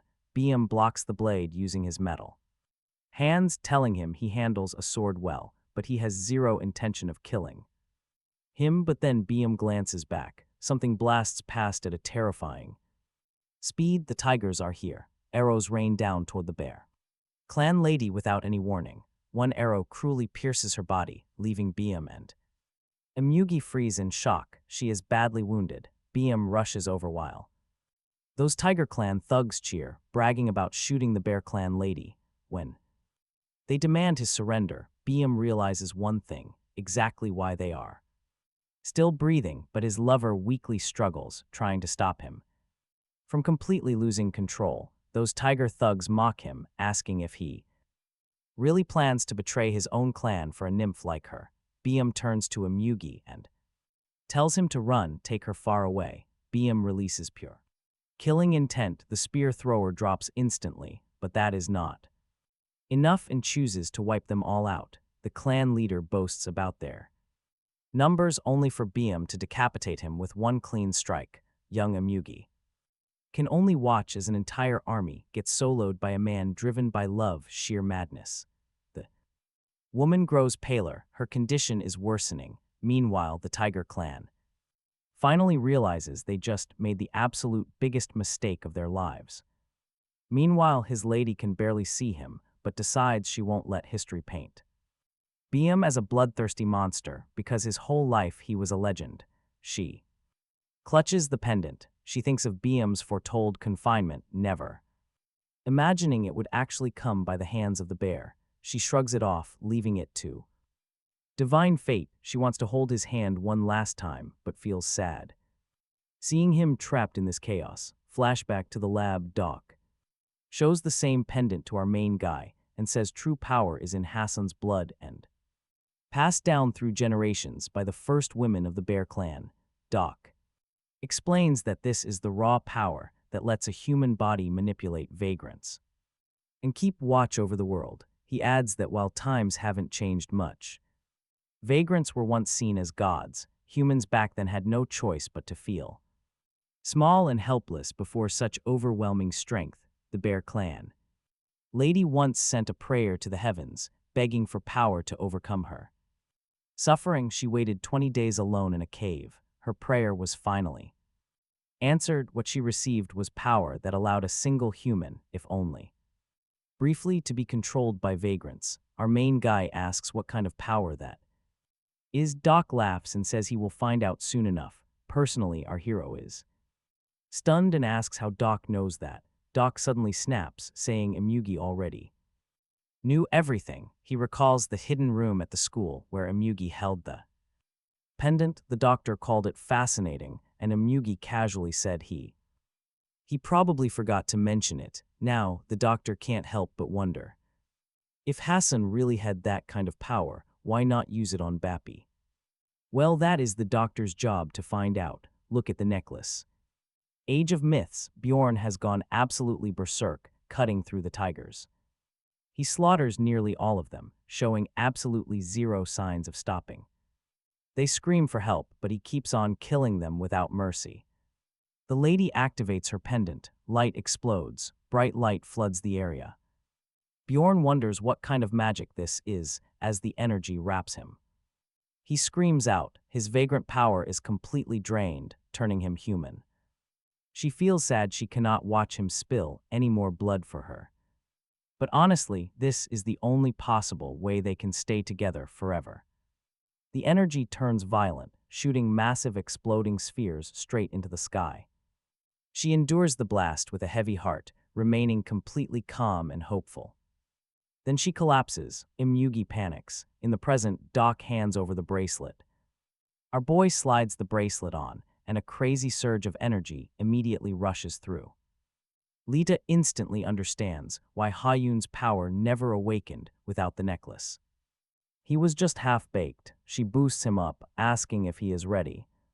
His eyes flash, memories of his mother hit hard, his body goes wild. Now he can finally use his full power, he just hopes his mom is proud. In front of him stands a fully pumped damper, laughing about the fresh air. He senses absolutely nothing from Hayun, striking with his massive tentacles instead. But a green mist wraps around them, instantly freezing his metal arm. The damper freaks out. Yi-won already has him locked. He leaps high.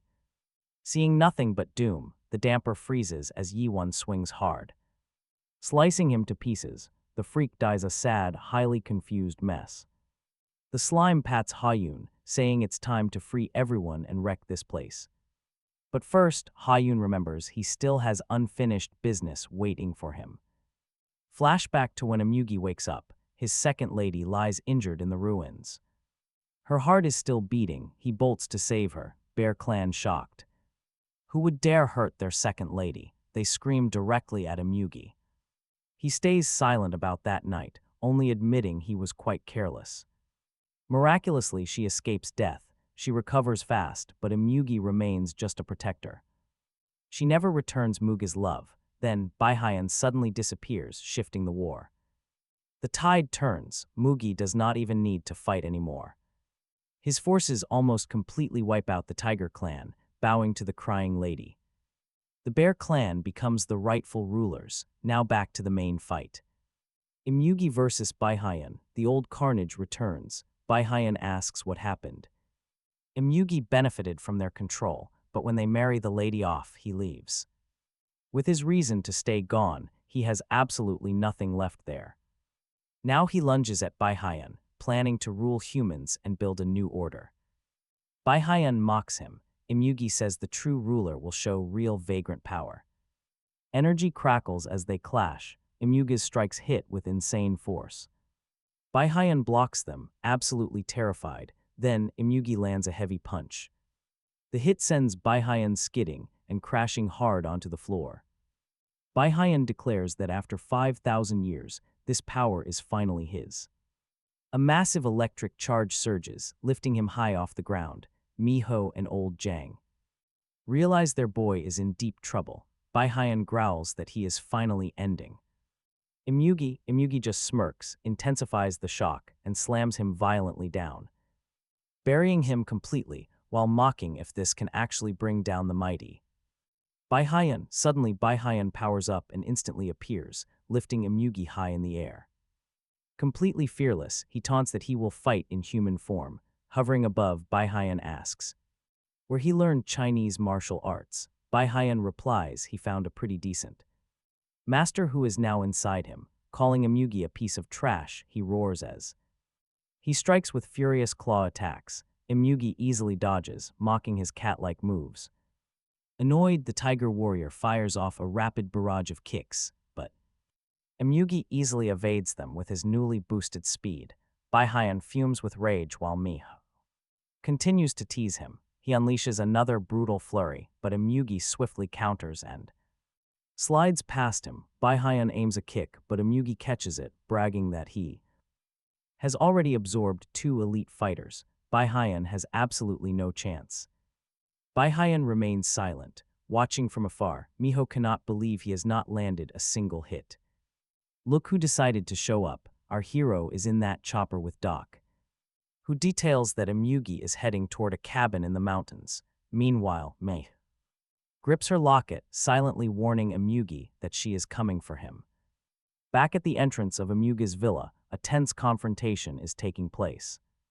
A man barks orders, telling the captive intel officer to get inside the vehicle and stay quiet. She is shoved inside as they speed off, but then he spots a helicopter overhead, wondering who could possibly be piloting their chopper. Just then, our main character appears at the window, staring down. Instead of waiting for the aircraft to land, he leaps straight down with flawless style. The henchman begins trembling in absolute terror, stammering to ask what he even is. Our hero peers inside and casually greets the captured officer, Hayun. Meanwhile, inside the villa, massive crashes echo loudly across the valley. Baihayan keeps swinging Desperate strikes, but Imugi remains completely unfazed. He is just playing. Then a heavy blow lands. Imugi blocks it and scoffs. That he actually feared Baihayan for 5,000 long years, but then a third eye opens on his forehead, and he proudly declares that all his fear is officially gone. Vile, dark, dragon-like horrors swarm directly at Baihayan. He freezes, terrified. Those deadly things wrap him completely. Grabbing his face, Imugi tries to rip him apart while the battered warrior fights desperately to break free. Imugi channels his massive dark energy and unleashes a devastating bolt of lightning straight through him, which slams directly into his chest as he screams in agonizing pain. His allies watch in despair. The electric surge knocks Baihayan completely unconscious, sending him crashing down. Seeing him fall triggers instant panic. Jang worries deeply for Hayun but realizes he must act, telling Miho to cover him as he prepares to play his final trump cards. Suddenly, a voice asks him where he is going, making Jang and Miho turn, completely stunned to see Hayun standing there, safe and sound. And Imugi is loving the show. Meanwhile, Baihayan groans slowly. Finding his grip, he feels it. The beast inside is rolling awake. Once again, he wonders, is this finally the moment to unleash it?